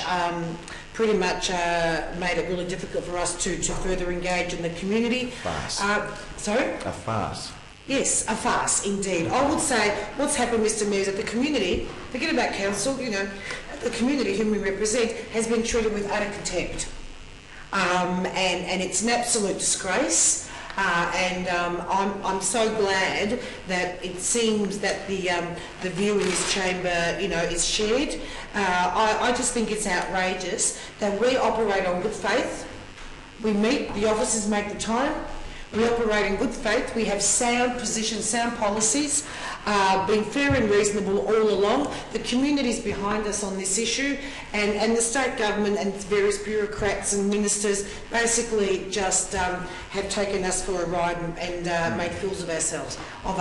So I'm emboldened by the position here at council. I think we need to be very, very firm on this, and I would hope that the local media also supports this campaign. Thank you, Councillor. Thank you, Mr. Mayor. Councillor Greco, second. Thank you, Mr. Mayor. Look, just follow on from what Councillor Valero said. Look, I just want to make a few key points. One is that there are process issues here. I believe that the state government is actually trying to play us in relation to this issue. I mentioned that before, and I firmly believe that because what is that? As far as I'm concerned, it's a done process. We've got an area there where there's a lot of people from non-English-speaking background, and if you go out there and ask them, they probably will not know what's happening because the communication hasn't been sufficient enough. I'm concerned also in relation to what the outcome that the state government wants to achieve, and we heard it tonight from our officers that they want to rezone for development, which means that they want to sell off public land and sell it off to private developers in order for that place to be developed. And in the Ruthven area, they actually want to develop it, allow for it to be developed up to 3 stories, which is outrageous. The other concern that I have is about the fast track process, and again, the fast track process is about packaging stuff up very quickly and selling it. Also, I believe that the community has not been adequately consulted, and not only is the council not being listened to, but I believe that the community is not being listened to. I mean, this thing has been sort of really fast tracked in order to make something happen for developers. The point that's also been made is about the need for open space. In the Ruthven area, it's identified that we need for open space. What is the government doing? Instead of creating open space, they're actually going to create more density living in that area. It's actually going to make it even harder. And also, and just finally, I just want to say that I think we need a strong campaign by the council in order to keep that land in public hands. And the final point that I made, Mr. Mayor, and I'll stop on this, is in relation to the lakeside. Would you believe that the state government is going for industrial zoning near an area where it's residential living? I'm just outraged by what's taken place. Councillor Lawrence? An amendment. We've got half an hour for amendments. Just amendment to point 1, I think. Can we hear it, please, Councillor Lawrence? Just in relation... Councillor Lawrence, can you stand, please? Yes. In relation to the discussions with local MPs in regards to open space, that we note discussions with local MPs, including council's determination to make a monetary commitment to achieve open space. It's not clear to me. Can you read it again, please, councillor? I don't think the move is... I'm not clear on, within the context of the first point, what... We have a first point, obviously, it'd be good if we had it on the screen, that talks about having a discussion and highlight... Can we hear what you're proposing? I'm proposing that discussion include council's commitment to putting up dollars to achieve open space outcomes. As the mover of the first point, I think I know where Councillor Lawrence is going. We have a provision in the budget, which I've moved as an amendment, if I'm correct in the point that Councillor Lawrence is referring to, of an allocation of $300,000 for council to be able to negotiate outcomes with state government, where we're seeking to get access to land that is in state government hands. There were sites that were referred to. This wasn't one of them, but it would seem, if I'm correct, a relevant site if it was to be made available to council. The council would then have money potentially to invest in. In actual fact, Councillor McCarthy, I think Councillor Lawrence and Councillor Cedis, when you guys on the first council, actually put money into the site, so we should be asking for money back. But I think if I'm understanding Councillor Lawrence's point, and correct me if I'm wrong, even if it was to become public space, it still would need money spent on it to improve the access and potential use by the public. I put a motion, I can't speak to it, then I'll speak to it. Member to accept it as the initial mover, Councillor Gawler. I think my if I may, Mr. Mayor, it may, I'm not yes sure. Yes or no? Yes or no? Yeah, but I'm not sure whether, first of all, if we're going to commit money, we need to have a discussion as a council. And secondly, I think our first position is that it should remain in public hands, it's public land, and that it should be gifted to council. And I think we need to press that point. So it's a no? It's a no. Thank you. Councillor Walsh. I didn't have a seconder anyway. Can we hear the actual words of the motion? Because we did. The amendment? No, I heard... Have discussions with politicians, including council's desire or commitment to commit money to get an open space outcome. I would expect that will be part of the discussion at the parliamentary briefing next Friday evening. $0 from this. Well, I'm happy to second the amendment because I don't think that's controversial. So if that helps Councillor Lawrence speak to his amendment. Okay, I'll just speak to it, guys. Look, I do have a seconder for the amendment. Yeah, you do, Councillor Lawrence. You can speak. Okay. Time started. Now, very importantly, the northern end of this site should be a neighbourhood park. Should it be 1.4 hectares? No. Under our scheme, it needs to be between 0.25 and 2 hectares. Why does it describe 2 hectares? Because some parks are very big. They're actually almost regional parks. What's required is 3 activity zones. 4,000 square metres won't allow that. Actually, only about half the site is needed to create a neighbourhood park in our policy. Now, if council has a determination to have a bigger park in that area, we need to cough up more than 300,000. We need to put $2 million on the table and create that new open space. Obviously, you can do dog walking. There's lots of things it's been used for now. But let's not play their games, their stupid games of saying 4,000 square metres is enough for this community. It's a large site, a real outcome, and we passed a motion recently to only ask for 1 hectare of this land. We have already passed a motion 2 weeks ago. A real conversation with the state government, a mature one, would say how to get rid of the single dwelling covenant, how to do low density housing on part of it, and secure the amount of space we need for a playground, for a quiet open space area, including the barbecue that got bulldozed, and for a kick-around area. A kick-around area is a bit like Turner Reserve, with some space, and that's what people want, and the future population there will want it. It needs to be a small family park. Now, we have regional parks near there. So, at the moment, the state government are being, I don't want to use the word, but this motion at the moment 15 seconds. is pie in the sky, because if we want a big park, we better commit to it.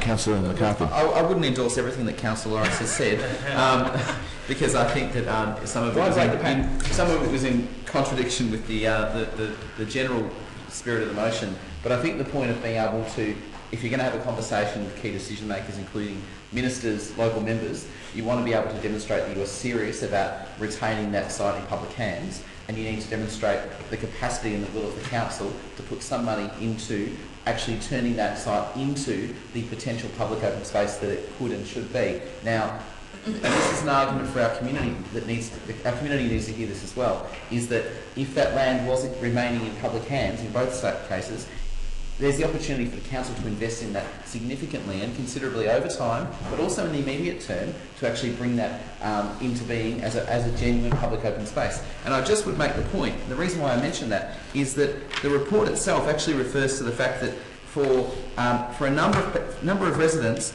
in fact it's 2,981 people, this is one of their major areas of public open space, a Ruthven Reserve. For 1,951 residents, as calculated by our officers, this is the only piece of public open space within 500 metres of their homes.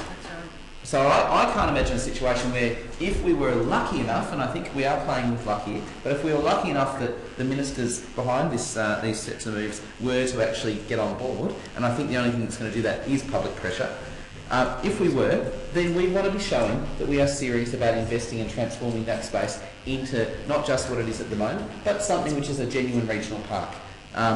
Because that's what you need. You need to spend money in order to deliver that sort of outcome for around 2,000 people. I think that's what I've heard from councillors. They want to see this as a park, but I think we need to show that we're prepared to invest in it as well. Thank you, Councillor McCarthy. Councillor Gregor. Yeah, look, Mr. Mayor, look, I'll speak against the amendment. I'll speak against the amendment on the basis that, look, I understand at high-level negotiations that there will be the issue of money or compensation. We have compensation, Mr. Mayor. We have compensation of millions of dollars. That compensation is the land swap. So we are giving something back to the state government in terms of trying to keep that there. We're not saying that, give it to us for completely nothing. If there is goodwill on the part of the state government, then they would entertain the idea of a land swap. So, and I think that given that we have the land swap there and it's sitting there, that could be the compensation that we offer to the state government, rather than offering to the state government ratepayers money, and that ratepayers have to buy this land 2 times over. So I think in the spirit of Councillor Lawrence's motion, that we could go there with something substantial, which is the Preston Girls site, and offer that land to them. I take the point that we will need some money, obviously, if it becomes a park, we will need some money to service that park, to create some rebuild it. But let's use our council money to actually rebuild the park, rather than using council money to just to cough it over to the state government. So look, I urge councillors really to seriously think about that. And if we vote against the amendment, we're not sort of saying that we're going to go there empty-handed. I think we can do that because the point that we have forgotten is that we have this parcel of land at the Preston Girls site that we can very easily and very readily, and we've already said that we're more than happy to hand it over to them. And let's make a fair deal. Thank you, Councillor Greco. Councillor Walsh. Councillor Walsh first. Sorry. Thank you very much, Mr. Mayor. I've just got an amendment which I foreshadowed that I had. It's quite a simple. We'll finish the debate, this one first, then we'll get to yours. No, you can't. Okay. Sorry, I thought you were asking a question. Councillor Valella. Thank you, Mr. Mayor. Look, I can't support it. I understand where Councillor Lawrence is coming from, but I have to reiterate my point. I think we need to be really consistent, and we need to be very firm. And I think our position, as Councillor Greco pointed, has shifted. First we said we wanted it, gifted. Then let's be reasonable and do a land swap. That is a fair and reasonable position, and that will be seen as, I think, a win-win for both parties. But let's not forget, Mr. Mayor, that this is about public land remaining in public hands. We will have to invest money, or the community will have to invest money in order to maintain it, to develop it, if it is to remain a park. So I think for now, I think it's important that we remain firm, that our position is fair and reasonable, and we are committing monies because we are prepared to maintain it. And also, Mr Mayor, we are not awash with money because we've got rate capping to contend with and cost shifting that's taken place over the last 10 years. So we need to remind the state government as to our financial situation. So I think we just need to really be careful what we say on when we meet them. We meet the ministers, whoever turns up. But we should not be weakening our position. We should be holding firm to our position because I think their behaviour has been absolutely outrageous. Thank you, Councillor. Thank you, Mr Mayor. Look, I won't entertain any more debate. I'll put that amendment to a vote proposed by Councillor Lawrence. All those in favour? Those against? That's lost. Okay. We'll now get back to the substantive item for consideration. We'll have a division on that. We'll call division. Okay, those in favour of Councillor Lawrence's motion, please stand up. I name Councillor Lawrence, Councillor McCarthy. All those against, please stand up. Councillor Villella, Greco, Walsh, Fontana, Cedars, Williams, Lee. Thank you, councillors. Look, I'll go back to the substantive motion now. Councillors, I think we've had a fair bit of discussion, debate on that, and we've just got a few more items to cover. Councillor Walsh, question? I have an amendment as I foreshadowed earlier, and I haven't heard it, so let's hear it. It's in point.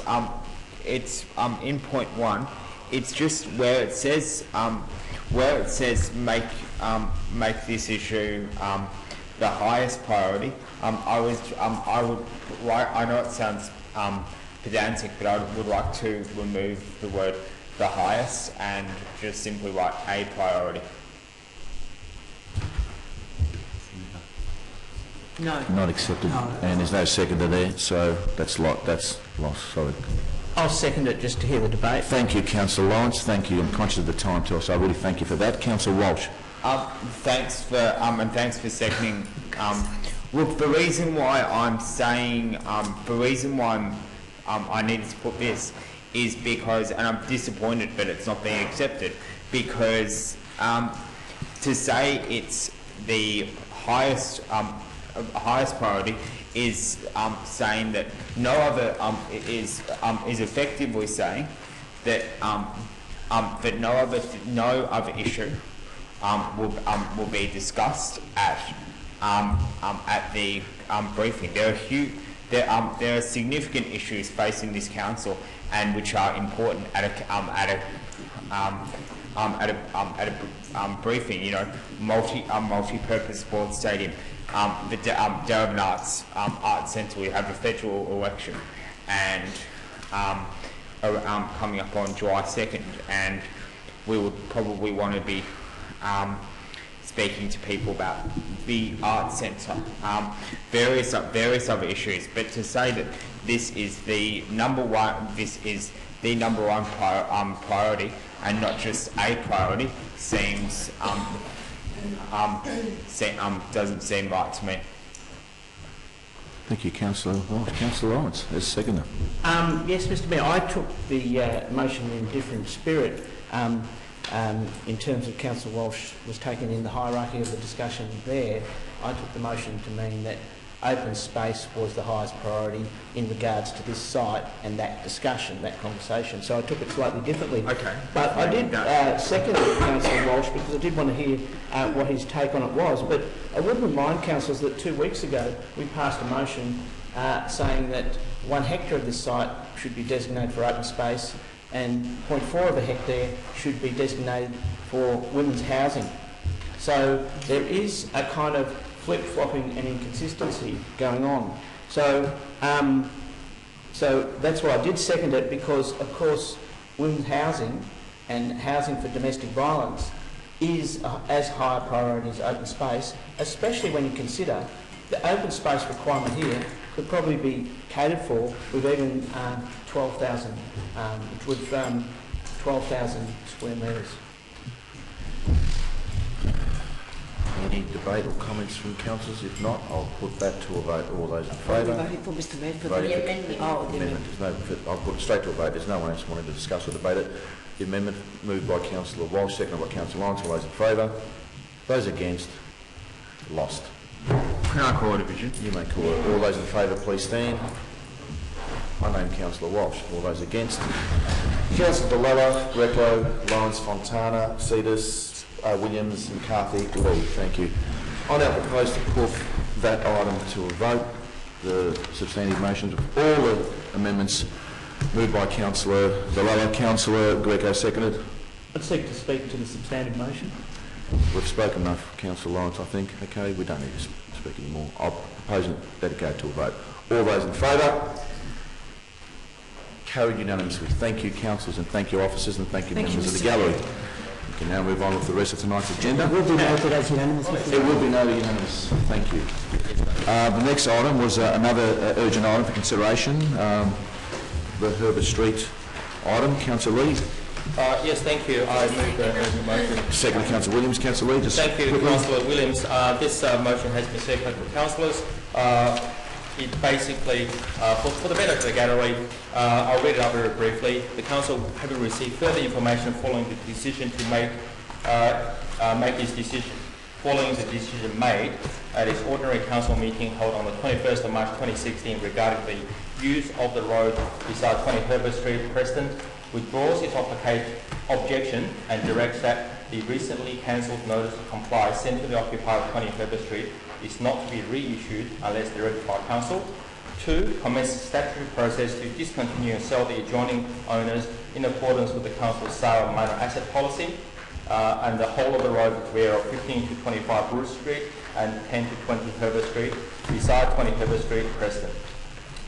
3. Decide whether to discontinue part or all of the road after considering any written submissions received in relation to the proposal and after hearing from any submitters who have elected to speak to their submissions. That's the urgent item. Thank you, Mr. Mayor, and thank you, Councillor Williams, for the seconding the motion. We passed the motion back in 21st of March for the occupier of 20 Herbert Street to essentially make good of the road. What has happened is that there has been some administrative error on part, and what we've realised that is physically almost impossible to revert back to the use. A, because it's right next to a railway line, and secondly, should that reopen, it actually opens and exposes the entire side of the backyard of 20 Herbert Street onto the railway line with no protection from the element whatsoever. So I think it's fair that we do need to pay some consideration to the existing amenity of the place, and also I believe that there are some occupiers who express interest in obtaining the right-of-way, should that right-of-way be discontinued with a view to purchase that at the current property prices and the current market value. So it A, fixes up administrative error that made on our part, and B, a reverse to a... just Councillor Lee, it's not an administrative error, it's actually additional information which has come to light, so we're actually reviewing it or re-looking at it, so thank you. Sorry, thank you for that update, Mr. Mayor. So what we're seeking to do essentially is to seek to commence the statutory process, discontinue the land, and invite expressions of interest from adjoining owners. Thank you, Councillor Lee. Nothing further to add, Councillor Williams? I just want to say that after further information that had come to council for this matter to be withdrawn, that this is not an individual concern, but it's one that actually affects the community. Okay, thank you, Councillor. If there's no further comments, I'll put that to a vote. All those in favour? That's carried. Thank you, councillors. That concludes our current urgent items. General business. There's no general business, Mr. CEO, no? Item 11, do we have any petitions for this evening? No petitions, okay. Item 12, records of assemblies of councillors. We have someone move that, please. Move Councillor Lee, seconded Councillor Williams. All those in favour? That's carried. Item 13, report by mayors and councillors. They've all been circulated, distributed. Move Councillor Williams, seconded Councillor Dalella. All those in favour? That's carried. We now go to item 14, consideration of reports confirmation. I need to make a declaration of a conflict of interest, Mr. Mayor. It's a direct interest as I'm currently director of on the board of regional kitchens. And thus presents a conflict of duty. Point of order, I think we need to move into camera. Yep. So in so doing, I move that council now move into camera. No. Is that right? No, I believe that conflict of interest needs to be declared before the voting for constitutional items. I'll seek advice on that from the relevance officer. Sorry, through you, Mr Mayor, ordinarily you would, at the start of the agenda after declare a conflict of interest. But the exception in this instance, if I can, perhaps is the fact that we introduced it as urgent business, Mr Mayor. But for the item wasn't even on the radar. Yeah, it was accepted. Okay, I'll take that. Okay, so if you can declare a council, yeah, we'll do. So, yeah, you have. You've declared it early on. I have declared it again, but I'm just reiterating as per custom and practice of the council. So we go straight in the camera now. Then you can. Yeah, you've already declared it. You don't need to do it again. So I don't need to do it again, so therefore I'm getting out of council. Yeah. let's go to camera first. No, Councillor Lee. Councillor Lee, we have to go to camera first. So move someone. Have someone move the go to camera. I move. Councillor Walsh, Councillor Williams. All those in favour? All those in favour? Carried. Members of the gallery, we have to go into camera now, discuss the confidential matter. If you can vacate the gallery, we'll join you for refreshments very soon.